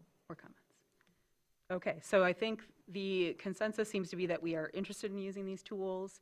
What that exactly would look like and what kind of policy would be going with it would be something we'd want to iron out going forward, but please do whatever next steps we need. Okay, so we should proceed with, When she's done, go ahead. When you finished that, I was like, well, maybe I got a question. Okay. So, sorry. Do you want to go ahead and go first? oh, go ahead. I was just, maybe I forgot it now. We have this short window of application period, December 21st, 2027? Is that correct? How often do these tools make themselves available? If we miss this window, this is done forever. Well, it's hard to say. The legislature. You know, it depends on the legislature. So we got this kind of a block of tools that came through in 2022. There hasn't been anything like that since. There has been a bill introduced to extend this. It kind of got lost in the shuffle in the last budget process. And so it's possible that this could be extended, but we just, as we sit here right now, we don't know that for sure. So that's why we're bringing this one forward as the next one after the pilot that we did. Well, just like government money, it's fair to say if we don't use it, it's not going to be available again next time. And if nobody's using this anywhere, it's probably not going to come available again. Could be. Unless there's a massive There's a demand. very short window of time to apply for this and to make this happen. I'm not opposed to this. So just because we will bring this back again, does anybody have any clarifying questions beyond, yes, let's move this forward, and then we can start hammering out what that policy would look like? Go ahead, Heather. Just that, you said that the first reporting period was coming up. Yeah, I'd really like to see who's done this and how it's Yeah, working out. I would definitely like If to see there's that. any learnings from any other communities, I would want to take advantage of. What's, that. and what's the ETA on that, though? Do we have any idea? It was at 3 years after, so it'll be, it might be at the end of this year. I can check back. And I think that's good. I just didn't want us getting into, yes, let's put this on hold, and it's not coming out till June or July. But if Yeah. it's relatively soon, we can probably tie that together, and, yeah, so, yeah. So just to be clear, would the commission like us to work to bring back the districts to you as they've been discussed? And I guess, Okay. yeah, because this is our chance to do it in open forum, does anybody feel strongly about particular districts over others and other, I Yeah. don't even know what they look like. yeah, well, I mean, like, yeah, so, oh, sorry, I just hit my own mic. Sean mentioned, we were looking at this one in R1 and R2 because it's more residential. And do we want to see that kind of limited? Do we want to see it more open? And Jackie, you raised your hand. And not so much from our zoning districts, but in terms of the tools themselves, I have a strong bias in favor of the small developer option, the 1 to 4 unit Okay. tool. Does anybody feel the same, or would we want to see policies brought back potentially for both and then move forward and see where those go? Both. I'd want to see both. Yeah. Both? Okay. I too would share a preference towards the Attainable Housing Facilities Act, but that doesn't mean that. Well, it's not I an- think more housing, Yeah. if we can do it within our built infrastructure, is better. And I guess I would say is as these came in tandem and how they've been presented to us since they first came through in 2022 is they are separate. And so they can come at the same time. We can do either or both. And so that's, we don't have to make that choice right now, and it's not it's not a zero-sum game. I would be in favor of both. I Well, think that the yeah. more broad we go, and let the market decide. So I was gonna say, so I'm seeing head nods for both. I'm seeing head nods for moving this forward. We can discuss the issues later, and maybe ultimately we don't want to do both, but we'd like to see what that policy could look like. We also, I think it sounds like everybody's pretty open on what districts and/or where in the city that this could apply. I know that by definition, planning is tackling that right now, but ultimately it comes to us, and this is a chance for us to publicly out loud and say, this isn't round robining, this isn't, and although we have two very good commissioners representing us, this is an opportunity for the entire board to speak out, that nobody's against a certain spot, it sounds like, other than airport or other places where at night might not be allowed. Go ahead, Heather. No, but I do have a bias towards 80% AMI and below. Okay. I just wonder what the city would look like if a lot of people wanted to do this for 120. You know, what happens to our tax base? Well, and I think that would be part of what we discussed as the policy moves forward is could we do this uncapped and what does that mean? I think the relatively limited window, if we aligned our policy with that, would also help protect us. The opportunity for people to invest that and apply and get it through on rentals, that's not something you can turn on a dime on, so that could be something we investigate as we have these conversations. And we can always add caveats like, this extends to December of 2027. If that gets extended, we could the commission at the time can re-examine that as well. So we have a lot of protections we can put in as we talk policy. Go ahead, Heather. Yeah, I have one other question. So say somebody signs up, say we sign up for one of these, and a property owner implements it, and then they don't like it, and they want to get out. Then they just don't get the tax break anymore, right? And so they could just, They could, I mean, their lease at agreement any, is still a lease agreement, though. Lance, can you speak louder? so it's I'd on the say mic? the lease agreement would still be a lease agreement with the Right. tenant, right? up until the lease is out, Right. and then they say, we don't want to do this Yep, anymore. and then whatever legal notifications they would have to give, they would just have Well, to give. are there implications about that, too? We can that find that out as we Yeah, ask more about okay. policy too. So I'm not trying to cut that off, but I think we've got some really good, hearty conversations coming up, and I think there's a lot of really good ideas already happening here. So I think we can get into those, but let's have Lauren look at we've already asked a couple questions, and I won't say stumped her, but ones that she hasn't looked at yet, and let her kind of dig back into both of those, and bring it back to us with some policy framework, and we can start from there. Okay. Great. So now, sorry, does anybody have any comment on the housing tools? Public comment on the housing tools? Seeing none, I will bring it back. And now for our final discussion for tonight is the facilities management overview. And I believe that Deb Allen is going to just lead this off for us. And I will just say, as she's getting ready, and we're pleased to have Ms. Allen here as always, but I just want to make sure that it's at the top of your mind that what would be helpful tonight, and I put this in my cover memos, to hear from the commission on a couple of points that would help shape requests for proposals for the Bijou and the Carnegie Building, if you desire to move forward with that, is any particular type of use desired or preferred. If you have a preference on any potential length of management agreement, minimum agreement payment, a minimum payment, and anything else. Just those are the key things anyway in my mind that would help us develop an RFP, which we would bring back to you for approval before we would issue, but that would just help us write it. And with that, I'll turn it over to Ms. Allen. Thank you. Good evening, Mayor, Commissioners, and community members. My name is Deb Allen, Deputy City Manager, and I'm going to start things. I'm very mindful that as a presenter, the last thing you want to do is before dinner or before someone hits their pillow. So I'm going to try to be quick, and I'm going to introduce a couple people in just a minute, but I want to go through. In your packet, you saw the memos that were provided that kind of gave an overview. Just to kind of give a quick kind of perspective of how we've gotten to this point. In July of 2024, when I was hired as the Assistant City Manager, I was asked to assess the status of the current leases related to the city's most public-facing buildings. And so that started an initial investigation. And during that time, it was determined that there were several tenant relationship issues, including lapsed leases, delinquent payments, and the lack of reporting processes under the previous third-party property management company. So it was based on that, as well as many graces were extended during COVID to our tenants regarding the reduction in lease payments, and utilities were, some of those graces related to utilities were never reinstated. And they've extended into 2025 most recently. So it was recommended that the city would greatly benefit from the establishment of a full-time facilities manager to assist in the maintenance and ongoing lease management of the multiple agreements that we have in place. You're going to hear some of them this evening. So I'm very grateful to the City Commission that agreed to move forward with the full-time position of a facilities manager.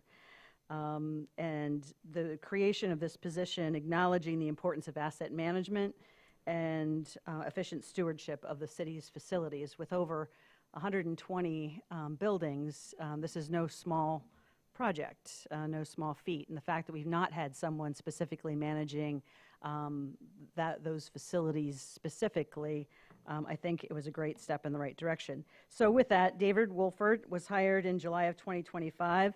I'd like to invite David to come up to the podium just to kind of give you a little bit of information. He has a solid background in educational foundation and facilities management, and he recently achieved the certification in the Michigan Infrastructure Council's Asset Management Champions Program.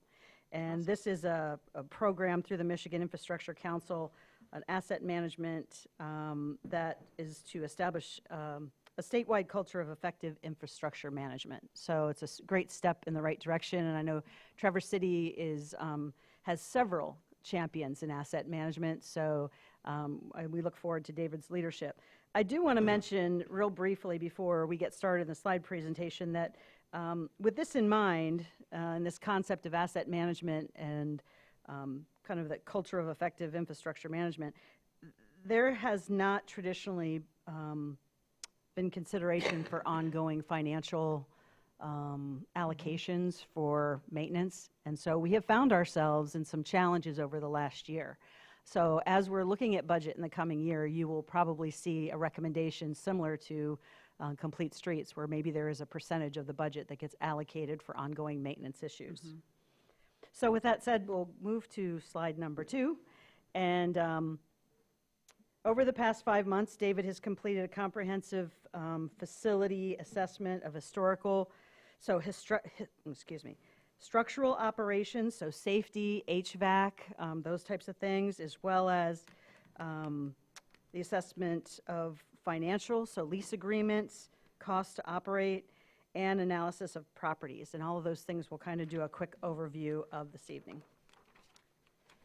So on slide, the 3 facilities that we're going to bring forward are specifically the most public-facing buildings that we have. We're going to be looking at the City Opera House. I know we have Chad, that is the executive director of the City Opera House, and we also have Christy, who's with us from give me a second, Crooked Tree Art Center, sorry. And so all of these things I think are going to culminate with why we've had so much community interest. So Dave, come on up and we'll kind of tag team this. So in terms of the City Opera House, this facility was deeded for $1 in 1980 by William and Gretchen Vitruba. It's a 21,444 square foot building. It's a landmark venue anchoring the downtown. It has a City Opera House fund, which has traditionally been supported by the 3 tenants, retail tenants that are part of the Opera House facility. And so to give a snapshot, 2024-25, budgeted revenue was $142,400, and the actual revenue was about $107,725. And the lease is with the City Opera House Heritage Association, as we mentioned, for $1, and that is currently slated to be through 2068. However, there are some components of that. I know Lauren has been helping us work through some potential lease and updates on that. So, Deb, can I have you clarify though, because it's it's up there as the Opera House, but under the Opera House rental and that bequeath, if you will, from the Vitruba, that there are other businesses operating under this kind of lease system. So can you roughly say who's in there right now? Sure. So to give you an idea of who those businesses are, so in the City Opera House, the tenants are Vitruba, previously Brew, which is now Outpost, and the Great Lakes Bath and Body. And so just for reference, as we go into our other discussions, when we look at the Carnegie Library, the tenants there are Crooked Tree Art Center, the Traverse City Rock and Gem Club, and the city in terms of the Con Foster Collection. And of course, the Bijou is currently vacant. Well, and especially the reason why I asked that is when we just have the Opera House up there and we see that it's $1 a year lease, I didn't want people to think that that was the non-paying tenant of $1 a month or a year lease. So just clarifying that we have a few business interests in that property. So continue, sorry. I And just those wanted three to- all currently pay a lease arrangement with And the- that's with fine, the city. just, yeah, in the past. So let me just, I think we've hit on those highlights. I'm going to let Dave talk a little bit about some of the maintenance issues with the Opera House. Good evening. Yes, as Deb mentioned, the City Opera House, the budget or annual income from it is $1 a month, but we get additional income from the rental tenants. Maintenance repair issues with the City Opera House that have been identified most recently is backstage flooring. We've done some engineering work on that. That's being replaced here come January. We had to do some repairs to the roof. The roof's had a few leaks. So we've taken care of the repairs. The roof is actually scheduled and budgeted for to be replaced this spring. So that money has already been budgeted for. The actual cost of that is around $160,000 is what we're estimating that at right now. We've had to do some elevator repairs, and there is still some water damage repairs that we have to get done on the interior of the building. Other than that, ADA compliance, the new door. oh yeah, new The door that doesn't work. repair the ADA compliant wheelchair door at the front entry. So as we mentioned, a lot of these repairs, you know, were not necessarily budgeted, so we've had to be somewhat creative. At least there is the Opera House Fund that allows us to be able to utilize that revenue. So you can see why it's so important, you know, to be able to have that tenant revenue. And then as we move to the Carnegie Library building, this building was built in 1905. It was expanded in 1966. It's approximately 11,500 square feet. It is the current use, as we mentioned previously, is leased to Crooked Tree Art Center and also the Gem and Rock Club. And as I said, it houses the expansive Con Foster collection. The lease is currently $55,000 annually. If you remember, we came to the board, I think last July, with the discussion to extend that lease, that annual lease, through October of 2026, so that it would give us time to do a complete assessment of the property, of the facility, and then also to allow the current tenant to give some consideration that if we move in a different direction, that they had some time to do some thoughtful consideration about what options they would have, taking into consideration that the majority of their programming is kind of over the summer months. So we're already a little bit behind where we wanted to be. We were hoping, like by last October, that we would be able to have had, you know, an RFP put forward, but with transition and some of the other things, it just delayed the process a little bit. So in terms of financial overview, the operating cost currently is $62,000 a year. And I put on here that we had applied for a historic preservation grant several months ago that would have incorporated both the Opera House roof and some other features, as well as the Carnegie Library, because, and I think that ended up being approximately $750,000 of identified repairs and restoration. Unfortunately, we weren't successful in that grant application. There's another round that's coming up, because one of the biggest challenges we have to this building are the windows, and I'll let David speak a little bit to that. Yeah, so after assessing the Carnegie building, there were two main focuses of needs for the building. Obviously, the one is the windows. Those are original windows that are basically falling apart at this point in time. They can no longer be restored. They have to be replaced. So in order to get them replaced architecturally correct for what they should be, we came up with a number, I believe it was around 258,000 as an estimate to replace those windows. The other major component is the HVAC systems. There are 4 air handlers in that building, and they are all 23 years old. Recently, we have invested in 2 new boilers and a chiller to handle the heating and cooling, but now we have to address the air handlers, and that could, we have an estimate around 325,000 if we were to replace all those air handlers at one time. So that, it's a significant investment in this building, but moving forward, if we're going to continue to use this building, we need to plan on investing some money into it.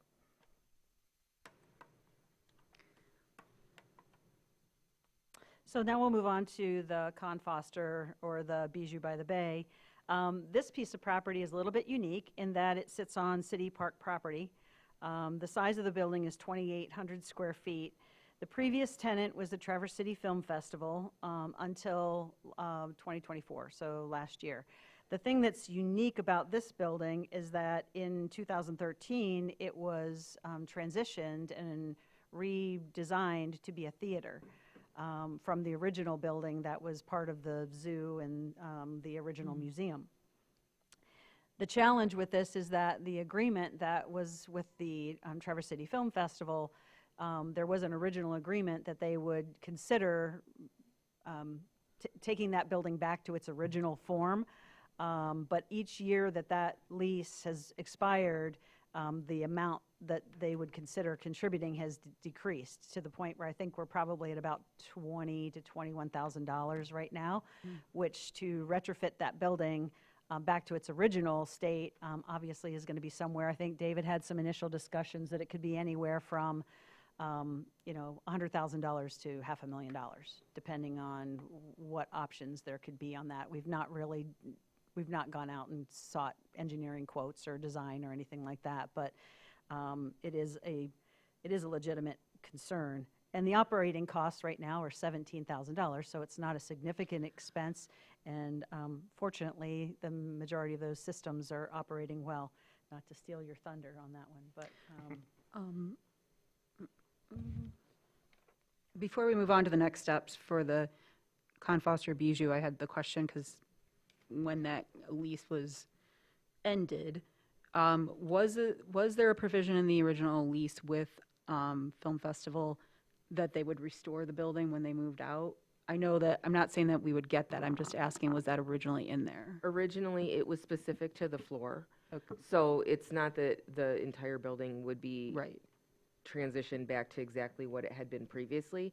They, in order to create it into a theater, the floor was put at a slope for the seating to work correctly.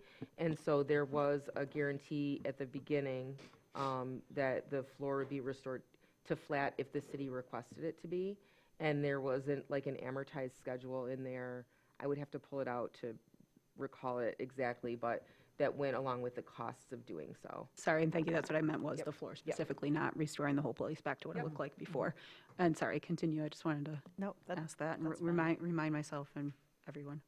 So, you know, now you're getting a better understanding of some of the unique challenges that we have for some of these beautiful old historic buildings in terms of, you know, we're at a point where because there hadn't been a lot of ongoing maintenance types of things completed, now we're at a point where, you know, we really need to think about what are going to be our next steps. So along with that, for the City Opera House, you know, we see no reason to continue the current partnership that we have and complete the planned improvements there.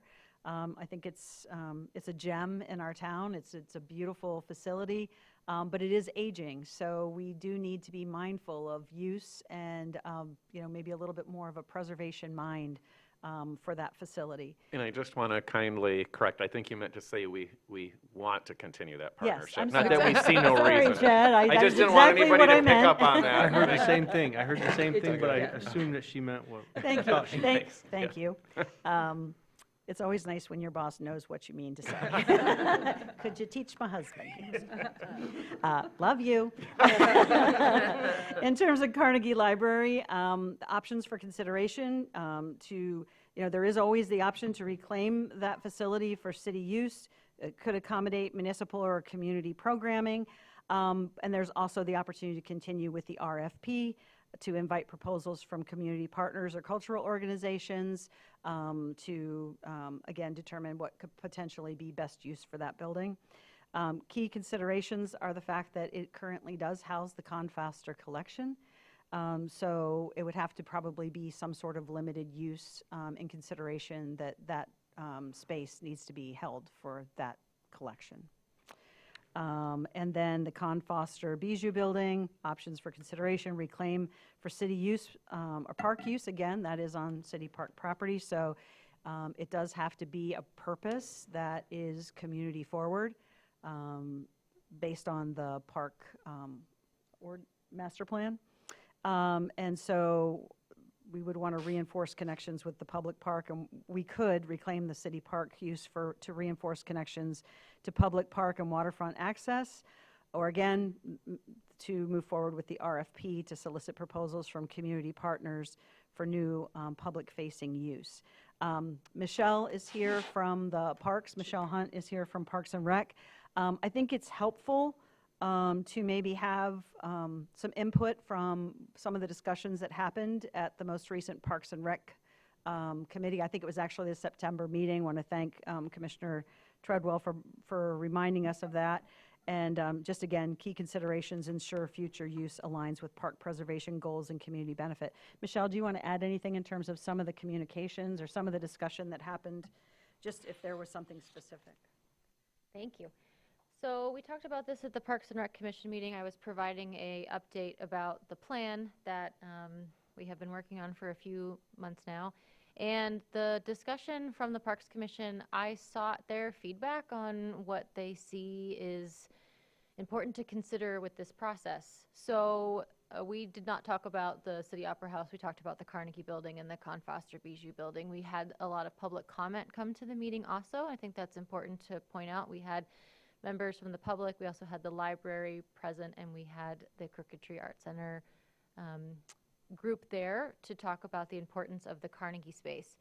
For the Confaster Bijou Building, the conversation really centered around the fact that the Parks and Recreation Commission is going through a master planning process right now. It sits on city parkland. What would be the best use that services the most amount of community members, the public, and it doesn't serve like a niche group was something that they were really passionate about.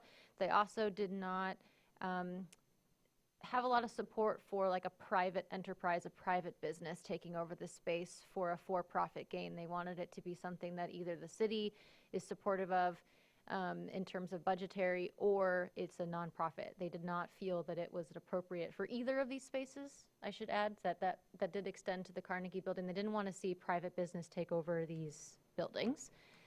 And they wanted it to be something, there's a lot of talk, we've been talking about this a lot, about, a community center where people gather. We don't have a lot of those spaces, especially in park property. We don't really have pavilions. We're working on it, but we don't have that. So there was a large discussion around, the senior center's so great, and what about the rest of the community members? So that was a good conversation.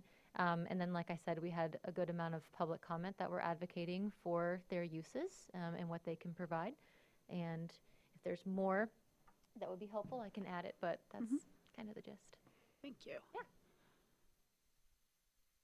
So primarily, we put several recommendations to move forward, primarily going to RFP for both the Confaster Building and the Carnegie Building to see what input potentially we would receive from the community in terms of, some best use to move that discussion forward and to maintain the current agreement with the Opera House. So that's really kind of where we are in this process. Any questions or thoughts? Yeah, I just want to share at the top here, back when Richard Lewis was still a city commissioner, we did work with the Opera House, and there is a seat right now on the Opera House board for a city commission or for a city representative It was Richard Lewis previously when he left the city commission before he ran for mayor again. I took that seat. I've been sitting on it. As this process has begun, one of the conversations that's been had at this Opera House board level is there will be a change to the bylaws to make that seat for the city manager or a representative. The thought was, and what I have observed over the years, is you end up, if it's an elected official, they end up being a conduit to the city manager anyways about the issues. So made more sense to have a staff person on. So people don't get confused later if they see the change, I am staying on as a citizen board member. There is room for me. But that seat will be turning to a designated someone from the city designated on behalf of the city manager for that more direct result. I think Deb's been in discussion about potentially being that person. And I say this for a couple of reasons. One, just so people know where that stands, but also I think that having that, and we've seen this happen with some other public good uses that have been used over the last couple decades of buildings that have been repurposed with the idea of more community engagement, but then don't have a huge connection locally or to the right people. And so as we are tenants, or they are tenants of us, I think as we look at what we do, having that, making sure that we have a deeper connection beyond might not be something, or might be something we want to consider of, is it a designated board seat? How is that handled so that it's not, and I'm not saying this is how it's always been, but oh no, the elevator broke, and we're getting more of that dialogue with the facilities manager and deputy city manager and city manager of, these are things we're aware of. These are things that are already wrong, and keeping that dialogue more open so it's not even just an annual assessment or something like that. I think it's been very beneficial to at least have that eye on things. And the Opera House, of course, is a little different because it is such a long-term lease, but I'm just sharing that that's the experience of the Opera House there as a city-owned building that made space as part of the decision board for basically the landlord. So just wanted to share that as we open up the conversation. So with that, questions for Deb about anything? Go ahead, Laura, and then Mitch. So I'm going to start with the Opera House, and maybe this was covered, but I couldn't quite figure it out. You outlined the annual revenue that's coming from, I assume that's all the tenants together. What is the annual operating cost? Do we know that number? So we have revenue that was budgeted like 147, and then there was a little bit of a shortfall from the expected, but what's the annual operating cost? I estimated around 162,000. Okay. And David did a very comprehensive look at all of the utilities, all of the agreements and everything, just to kind of. Yep, and that's what I was looking for. And then in terms of the repairs that are necessary, the roof was around $150,000. What was the total cost of the other repairs?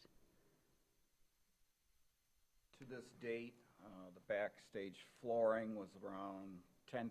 We put, I believe, 3,500 maybe into the roof repairs. The assessment that was done.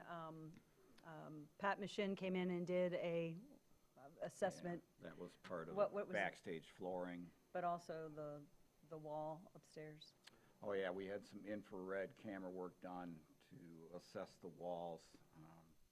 That was prior to me coming on board. Okay. So, Fortunately, the walls are fine. It's just that we need to take care of the roof issue, to take care of the potential leaking issue, which is part of all that. So. Okay, that's helpful. And then on the Carnegie Building, do we understand what the allocations by square foot are of the various tenants? Are they equal, or is one much bigger than the other? One is much bigger than the other. I think the Rock and Gem primarily just has a closet. Oh. And I think Small room. their lease agreement is maybe $1,000 a year. Oh, okay. Okay, got it. So the $55,000 a year, is that solely Crooked Tree? And those operating costs were $62,000 a year. And then in terms of the grant, have there been other grant applications that have been explored, like USDA or SHPO or? Not as of yet. Okay. But that is certainly, that was that first grant application we just did back in October, was the first effort at that. So we are working with LSI, our grant consultants, to track that. They're actually tracking, as soon as that grant opens, we're going to be reapplying. Or maybe there's other grant opportunities for those types of historic buildings. I would think that, nationally, USDA has some specific to those. This one that we applied for was actually a federal grant that was through the National Historic Parks, I think. Yeah, Mhm. okay. Yeah. Okay, thanks. Mitch? Yes. Going off that last point, do you have any clarity for why the grant application was unsuccessful? Was there some rubric that we didn't score high enough? Were there specific shortcomings in our application? Was it the needs were not one of the targets of the grant program? Actually, the feedback that we received was almost all of those, Commissioner, that, it was a very tight window. Our application was not as complete as what they would have liked to have seen. And so, again, because we were going so quickly at the end of this, I think we literally only had a matter of maybe 2 to 3 weeks to put the grant application together. Yeah, it might have been less. I'm being generous. So I think that we will be much better prepared for the next go-round of that grant, knowing specifically what they're looking for. And LSI, as I said, is prepping for that. Question I had really quick, and then you, Heather. But the utilities were mentioned as part of the operational costs, but you said that prior to COVID, most of these buildings were paying their own utilities. So as we look at these numbers going forward, that's the operating cost for us, but that number will be taken out of all of these overall operating costs because they will become paid by the tenant again? We'll have to look at that as a recommendation coming forward, because that has traditionally been something that the commission has looked at in terms of, sometimes there have been partnerships. I know that there were some concessions made for the Opera House specifically at one point because of the fundraising that was done. So as kind of an acknowledgement of the fundraising that had been done by the community, there was a decision to move forward with kind of waiving some of the utility costs. But those are all considerations that would have to probably be brought back to the commission to look at going forward. Okay, thank you. Heather, you had your hand up. Oh, yes, so start back again to the Opera House. So I had the same question that Laura did, the missing operating costs. So the city is paying those operating costs, approximately $167,000 a year, correct? Yes. Yes, but they are getting the revenue from the tenants. Correct. Why isn't it not meeting expected budget revenue? As I mentioned earlier, we had some lapses in lease agreements. We've had some, variation in payment structures because of COVID. So there were a variety of different factors that played into that. I will mention that there was has been litigation in one scenario that has gone to settlement, so we are going through that process right now. Well, for this and for the Carnegie as well, I feel like whatever we're receiving from the tenants should match the operating costs. At least, yeah. It's pretty close for the Opera House. It's not there for the Carnegie. So I feel like I agreed that the Opera House should we just keep going as it is with the same tenant. The Carnegie, I think we just have to RFP it. I don't see how we can get around that, but I do think that the rent should go to 62. This is a big one because of the Con Foster collection, and the Con Foster collection can't be doing well if the HVAC and the windows are all messed up. I don't know anything about how big is this? Can anything be returned? I have a whole collection of china and crystal. Don't add more to the pile. It seems like a good idea, but I don't need that. I mean, a lot of that Seemed like stuff. a good idea. Initially, Really quickly, I think we have addressed in the past, but it might have been a while. There are certain protections on the temperature for the collection, correct? Just to address that issue. There is currently systems in that area that are monitoring that, as well as fire suppression and those types of things, but it's not probably as ideal as it. Absolutely. And the public cannot visit that collection. Correct. Right. So we need to figure out what to do with this. And we really need an inventory. We need some information. We've had somebody working on inventory. I know, but Yeah, it's- yeah, agreed. It's so slow. It is, It's been absolutely. going on for years. The Bijou, really low operating costs. That's Mhm. great. Again, I feel like we have to RFP this, Mhm. although I have an upfront bias for the proposal that came in last year from Sandra Witherspoon from the tribe. You know, they said they'd cover all the costs of rehabilitation, although I do think we need to get the film festival to pay to Mhm. put that, to level that floor again. And I really feel that it would be metaphorically putting our money where that land acknowledgement is. So I do have a bias towards the tribal proposal. So before we get before we get too far down the line of use, I want to ask if there's any further questions for Deb, only because I'd like to let her just sit down if we're going to start discussing the RFP process, which is absolutely what we're here for. I just wanted to make sure that we get the questions answered. Mitch first, then Jackie, and then Ken. Yes, back to the Carnegie Building, we have one primary tenant and some other, some other collections taking up some space there. There had, in the time since it was a library, been a number of other tenants, notably the Northern Michigan Railroading Club and the Traverse Area Historical Society. Railroading Club would have its festival of trains going on right now, which is going on, but it's not even in the city. It's tucked behind Best Buy. The Historical Society no longer has a physical space. They have meetings, they have collections. Have either of them been part of discussions or been interested in continuing to be part of a space that they once held? Not since I have been, not over the last year and a half, have I heard anything about any interest in relocating into that building. There have been some questions in terms of, you know, what's the status of the current collection, but those have been the only questions that I've heard specifically from the Okay, historical and group. facilities questions? Go ahead. Yeah, you were next, Jackie. Is there a likelihood that income from leases could at least cover operating costs, if not some of these major maintenance issues that have been allowed to build up? I mean, looking longer term, do you think that's a feasible option? Are you talking specifically for one particular building or for any of them? I mean, I think I would exempt the City Opera House from that question because of its unique, funding model, but certainly for the Carnegie and for the Bijou. And even the tenants probably of the Opera House too, that contribute somewhat too.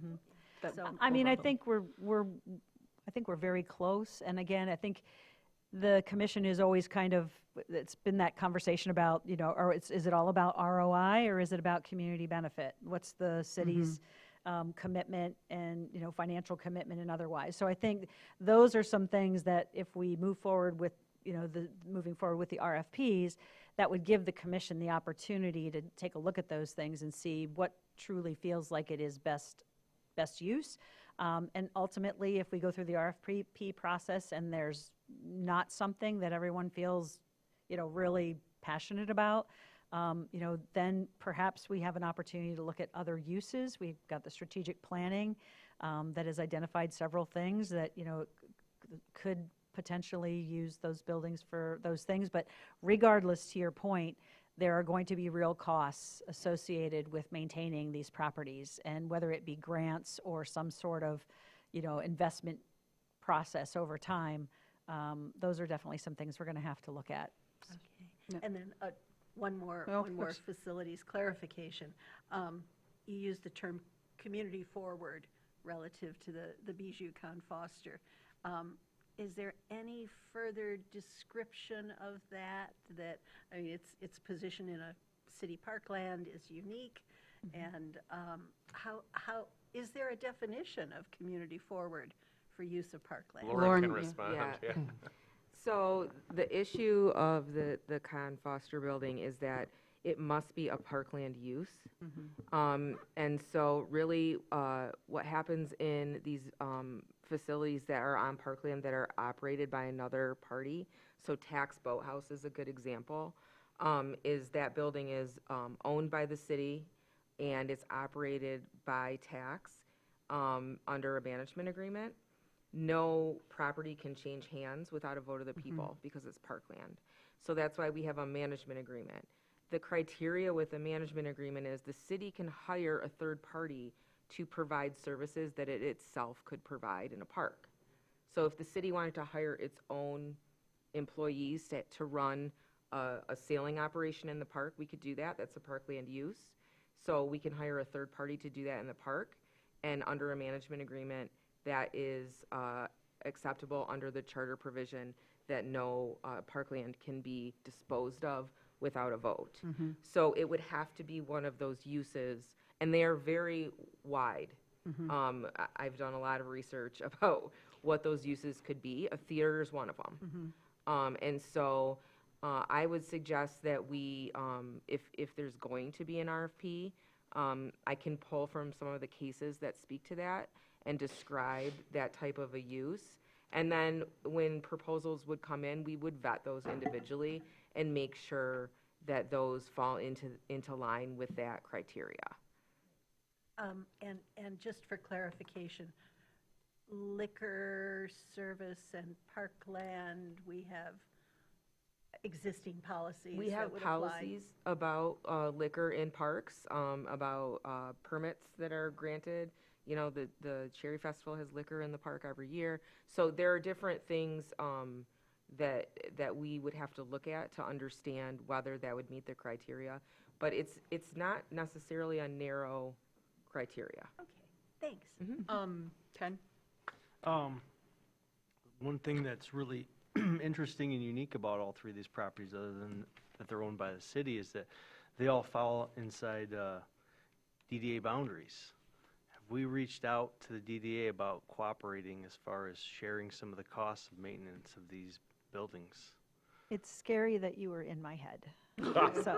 So yes, to that point, David and I did sit down with Harry at the DDA and Lauren and talk about these particular buildings. And the DDA has, in the past, supported some of the support to, like, the Opera House, recognizing the importance of that facility in the downtown area.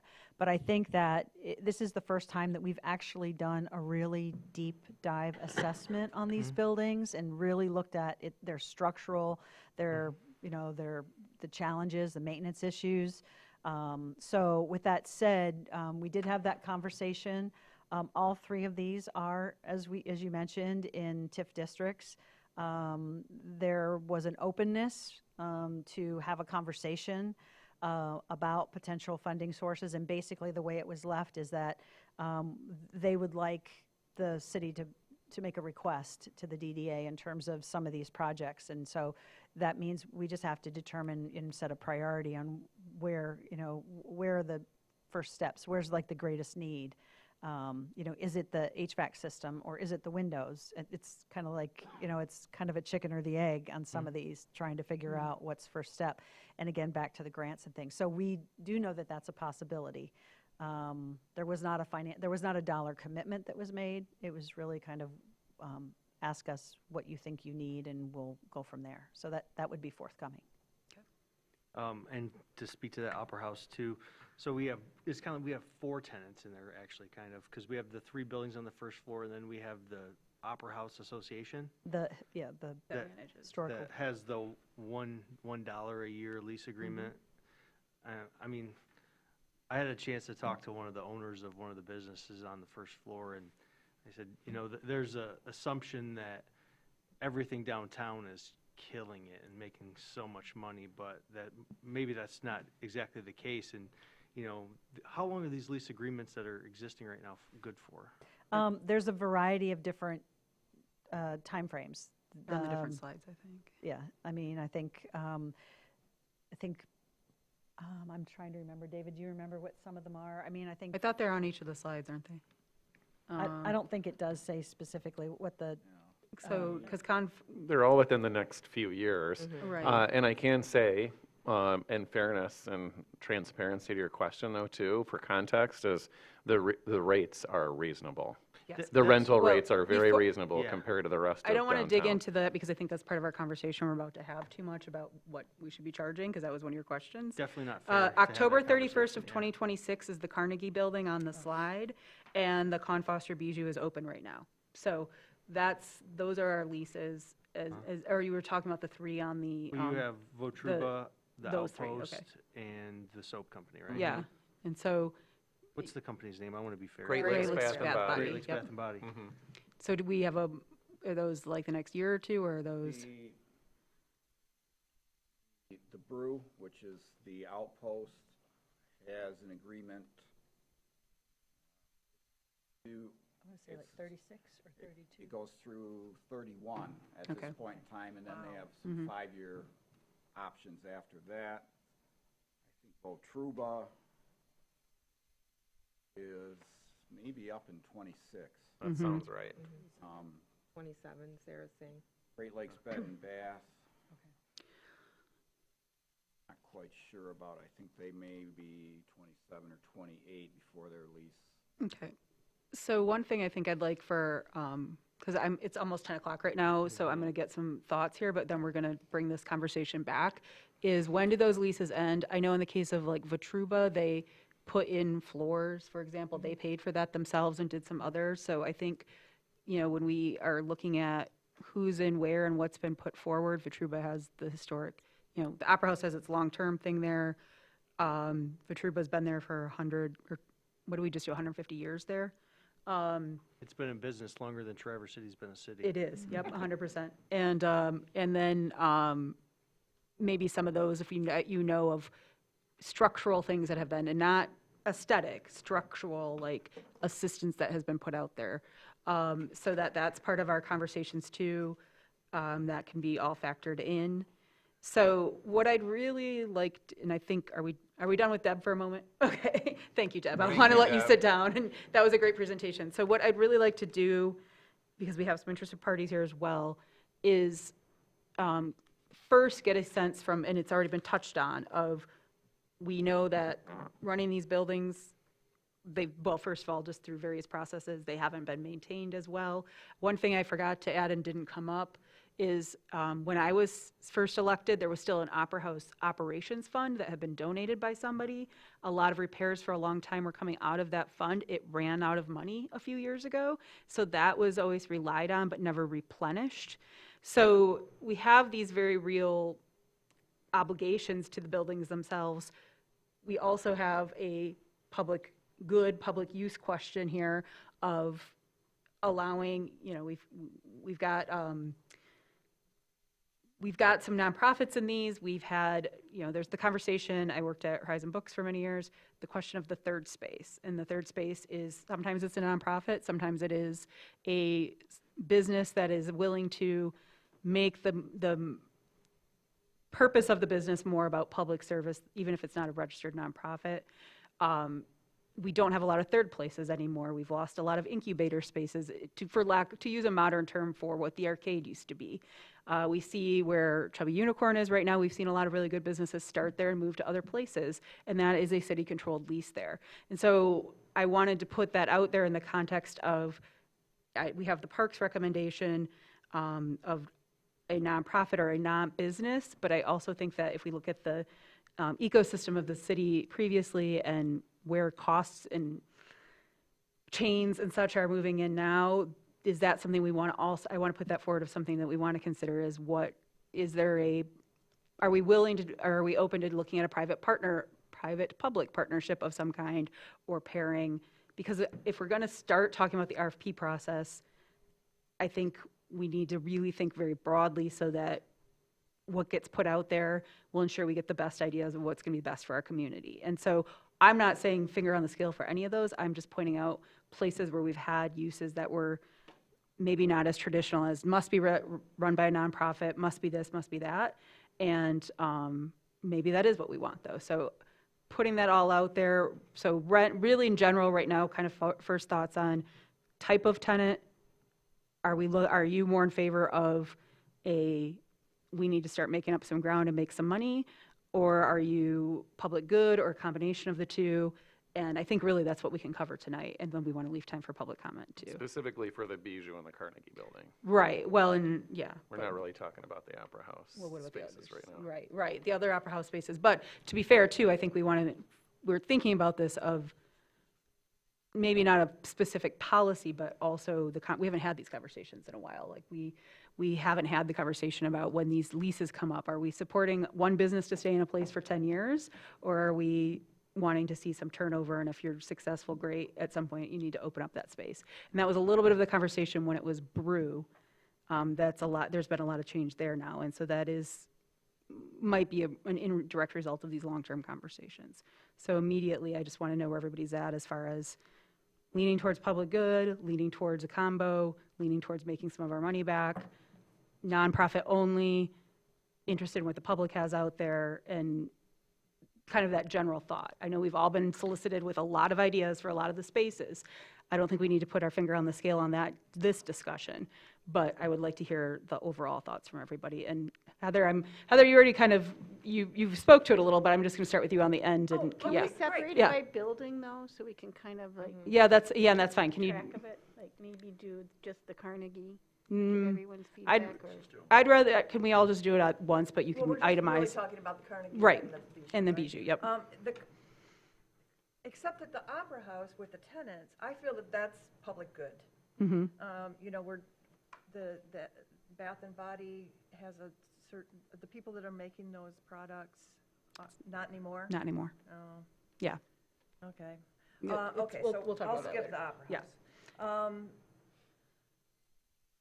Carnegie, well, for both of them, I'm all about culture, environment, and the arts. And I don't think that any of these places we need return on investment. We just need to cover the operating costs. Mhm.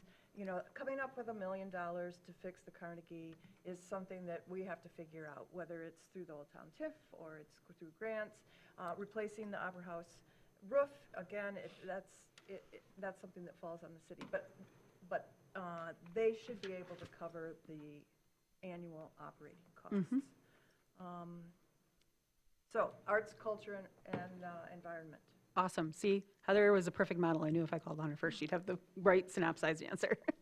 Go ahead, Lance. Yeah, so I would echo Heather I would not want to see probably more of a public-private, but I would want to see more of a nonprofit focus with arts and culture as the focus, and then environment could be added to that list for me, just specifically on the Bijou building, just based on its location. Great, good idea. And where are you at with rents? I do think rents should cover operating cost Okay. at a minimum. Great. Laura? I agree, rent should cover operating costs. Arts, culture, environment makes sense to me. I mean, each building is separate. I would aggressively pursue alternate funding sources, including grants for the Carnegie Mhm. Building. I feel like there should be some funding source that's appropriate. I wouldn't just focus on one grant. I would Right. look at the Mhm. broad base of what's available, both locally, state, and national. Agreed. Because it's a historic building, and because then that saves city taxpayers from having that burden, and I think there are sources for that. There are, yes. Jackie? I am for the Bijou and the Carnegie, strongly in favor of the nonprofit. I do agree that lease amounts should cover operating costs, not necessarily the big ticket maintenance. I'm trying to balance both public good and the fiscal responsibility. I think an RFP process is the way to go for both of those, and I would limit it to the nonprofit sector. Okay. And really quick for the other three, because I didn't ask that specifically, but you make a good point. Are we all in favor, are all three in favor of an RFP process for Yes. both? Yep. Yes. Excellent. RFP. Just wanted to get that on the record for staff. Go ahead, Ken. we just said it all. I don't think we disagree on how we Right. want to see this going forward. I'm interested in, I've got a lot of interaction, as everybody else has. We've all read the emails to the commission referencing a performance arts venue and a mid-size music venue. We have the Alluvian, which is very small and intimate. We have the larger opera house, and we don't have that mid-size performing arts theater, and I think that would be beautiful. I don't know if it needs to come, I don't have a preference as far as if it comes through a public or a private or a nonprofit or a partnership of any of those. I want to see it get put to good community use. Mhm. And I absolutely think that, that the rent should support the cost of the operation. I Right. mean, the renter shouldn't have to cover the cost of the new air handlers, Mhm. but they should definitely cover their electric and their gas and, those basic operations costs. But like significant infrastructure projects related to it, major mechanical, I mean, I Mhm. think that comes back to us, Mhm. as the landlord, as the. Absolutely. Absolutely. Mitch? Yeah, I, one, think that the RFP is the right process. I do think that we have heard a number of intriguing proposals from Chairwoman Witherspoon to have a history and culture No fingers on the center scale. Mhm.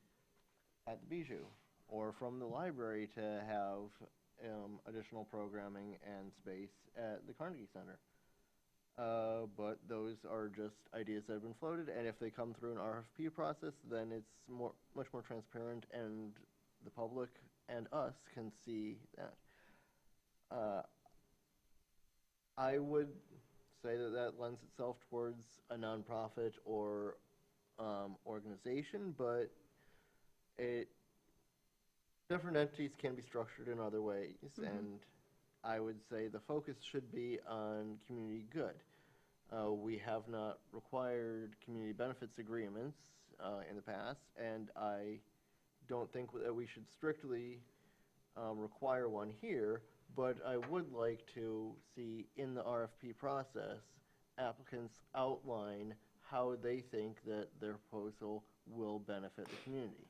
If they can speak to programmings that will be provided, or... I don't want us to get too much in the weeds of what we want in the Yes. RFP, because we will be bringing this conversation back, Yes. but yes. So that, and as far as it has been by the previous commissioners, framed in the terms of rents should cover costs, and I'd say that the tenant should be covering major costs, whether that is through a rental agreement, or if they have the ability or interest in handling routine operations themselves, and that could be part of what they submit in the RFP. So that's a point. So weighing in, myself, I appreciate the thoughts of the commission. I think we're pretty aligned in what exactly that RFP, like who qualifies for it, might be something we talk about or might not. I think that one of the things I would say, though, in addition to agreeing that we need, I don't think we have a benefit here for the public of not charging Traverse City rents for a Traverse City space, but I think that also needs to be handled delicately for Bijou or for Carnegie and potentially Bijou. I think that has a longer term effect. These are places where something can be more established. I agree with Heather that or I shouldn't say, Heather brought up the leases at Opera House. I think they're a slightly different conversation as commercial spaces, but public good at the end of the day as well. But one thing I would say too that was brought up is the conversation of, we have this Complete Streets Fund. We picked 1% because it was doable and it's amount of money. I know that I served on the Arts Commission, Commissioner Shaw does now. Like a lot of the times when we got bids, we required there to be a certain percentage of funds provided to have maintenance included. And that was 3 to 5% when I was there. And so I think if we're really going to talk about this, it's not arbitrarily picking a 1% or something. I think we really need to think thoughtfully of what's the long-term cost to us and how much can we whittle out of every budget to start building up while we look for those grants and while we look for these other funding sources. One of the reasons why the Opera House has $1 a month rent is because they did a ton of fundraising to make that building habitable again. And so that could be, to me, part of the consideration too, whether it's changing the floor at the Bijou or maybe to sweeten the pot. Some of it is that somebody wants to invest a little bit more to make the space more their own at, say, the Carnegie long-term, to make that deal, I guess you would say. It's not inherently, we'd have to all look at it and figure out what that means, but I think that those are some of the real issues that we have to think about. And so we've got some general things. I think, though, that there's still we're very broad right now. I think we could bring this back for one more conversation at least before we send them off for the RFP. And with that, I do want to open this up for public comment. I know there's some interested parties here, so please feel free to approach the podium if anybody has any public comment on this item.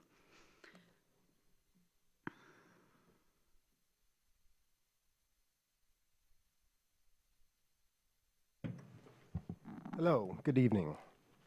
My name is Brian Chamberlain. I am not a resident currently of Traverse City, but I've owned businesses downtown since 2012, and so my current business is at 346 East Front Street.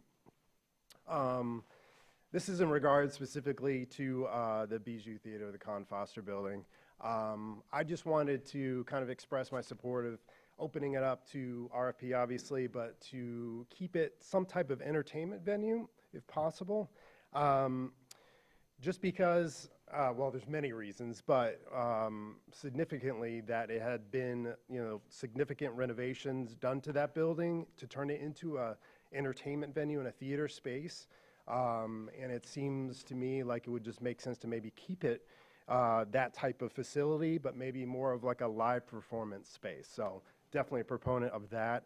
And also just, opening it up to different events for also like a broad, demographic. A lot of younger generations, like bringing in different types of events like music and comedy shows and plays and whatnot that will attract a lot of more younger generations in town. I feel like downtown there aren't a lot of options for that younger demographic, teenagers and 20-something-year-olds.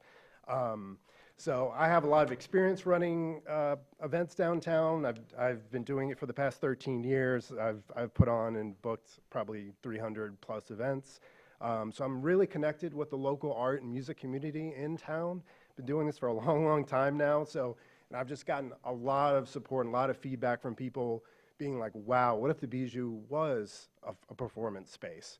I think it could be really special, especially given its location, its exposure, and being in town, a town that's continuing to grow and diversify, and like just adding more culture. And I just want to emphasize that kind of younger generation type attraction. So, and also just like keeping it a venue or a theater kind of entertainment space, the amount, of renovations that would need to be done in order to turn it into that space, it would be, not as much cost, and we'd be able to open it up, fairly quickly, relatively. But, a lot of these events that we possibly put on be, all age events as well. So you'd be able to bring a variety of different age groups there to those kind of events. Obviously, we've got, we talked about, having the Opera House being a larger venue space, and like the Louvion, which is a great space that brings in a lot of great acts, but it's a smaller room. The Bijou could be opened up by removing some of the seats, and we'd be able to get a little bit more capacity there. And I know it's, you got fire suppression there, so, it's really kind of, I feel like a perfect space for it. Like I said, there's just a lot of support in the community. Thank you. Oh. Thanks, thank Brian. you. Appreciate it. Any other public comment, please?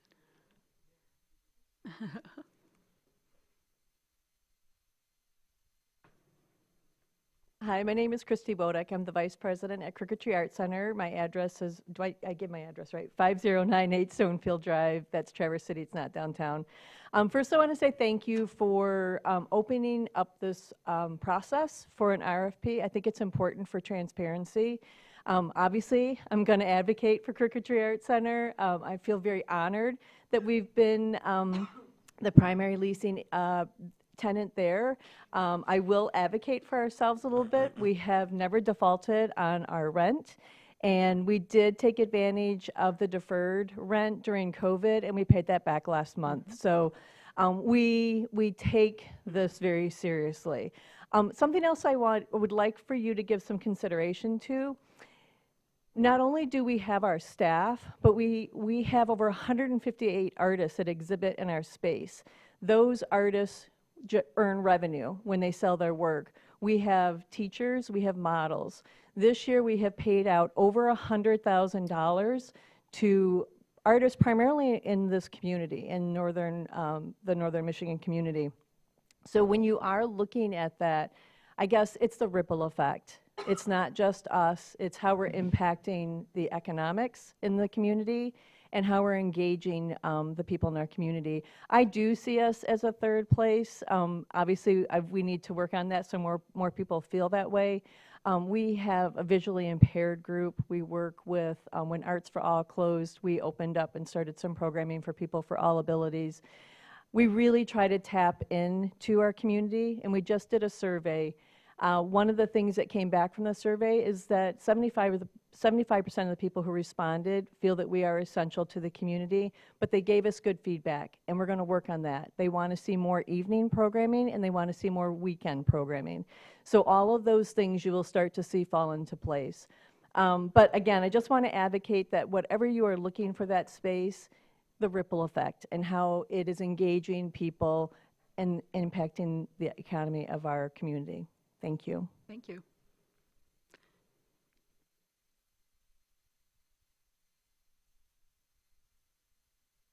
Hello, Chad Lindsay, Executive Director of City Opera House. I live in an apartment at 2900 Arborview Drive, number 3.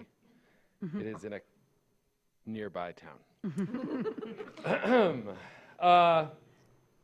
Well, I'm just here, I was here to listen and to basically sort of get the sense of where everybody is, and I'm heartened because I think that this is good work, that we're uncovering possible past deficiencies in asset management and replacing them with, in certain cases, the stark reality.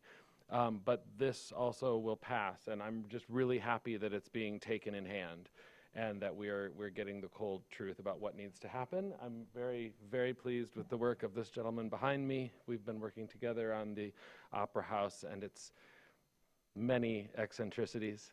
I want to put forward and reiterate what our mayor said, that the City Opera House Heritage Association has put millions of dollars into a building that they don't own, and for that reason, the very low rent and the long lease and the covering of some of those, the electric, were a consideration that was made, and I'd like to fight to keep it. You know, several $1 million just in the last 10 years to redo the back end with the, how do you guys stay up this late? I have never in my life. Never. 2 of the dressing rooms and some ancillary parts of the second floor were replaced at the City Opera House Heritage Association's fundraising with our funds. And even like this year, one of a good portion of our MAC, Michigan Arts and Culture Council grant, went toward the replacement of 2 of the front door and the back door. So like we have been and continue to take care of the building in a way that I think isn't quite appropriate, but is at least participatory. So that's 2 things I wanted to say, and that I'm heartened by the fact that this is all opening up and that we're going to take it and make some real progress here together. So thank you for all of your work and for your attention to keep these incredible points of heritage alive and well in Traverse City. That's it. Thank you. Thank you, Chad. Any other public comment at this time? Okay, seeing none, I'll bring it back to the commission. Any final thoughts or comments on this item? Nope, we'll definitely bring it back. And then any general public comment, anything under the sun? Anybody want to come tell us how their day was, anything like that? Let's go home. Yeah, I was going to say, in the vein of what Mr. Lindsay just said, it is after 10 o'clock, and we will all adjourn this meeting and enjoy the rest of your evening. I don't want to hear about your day.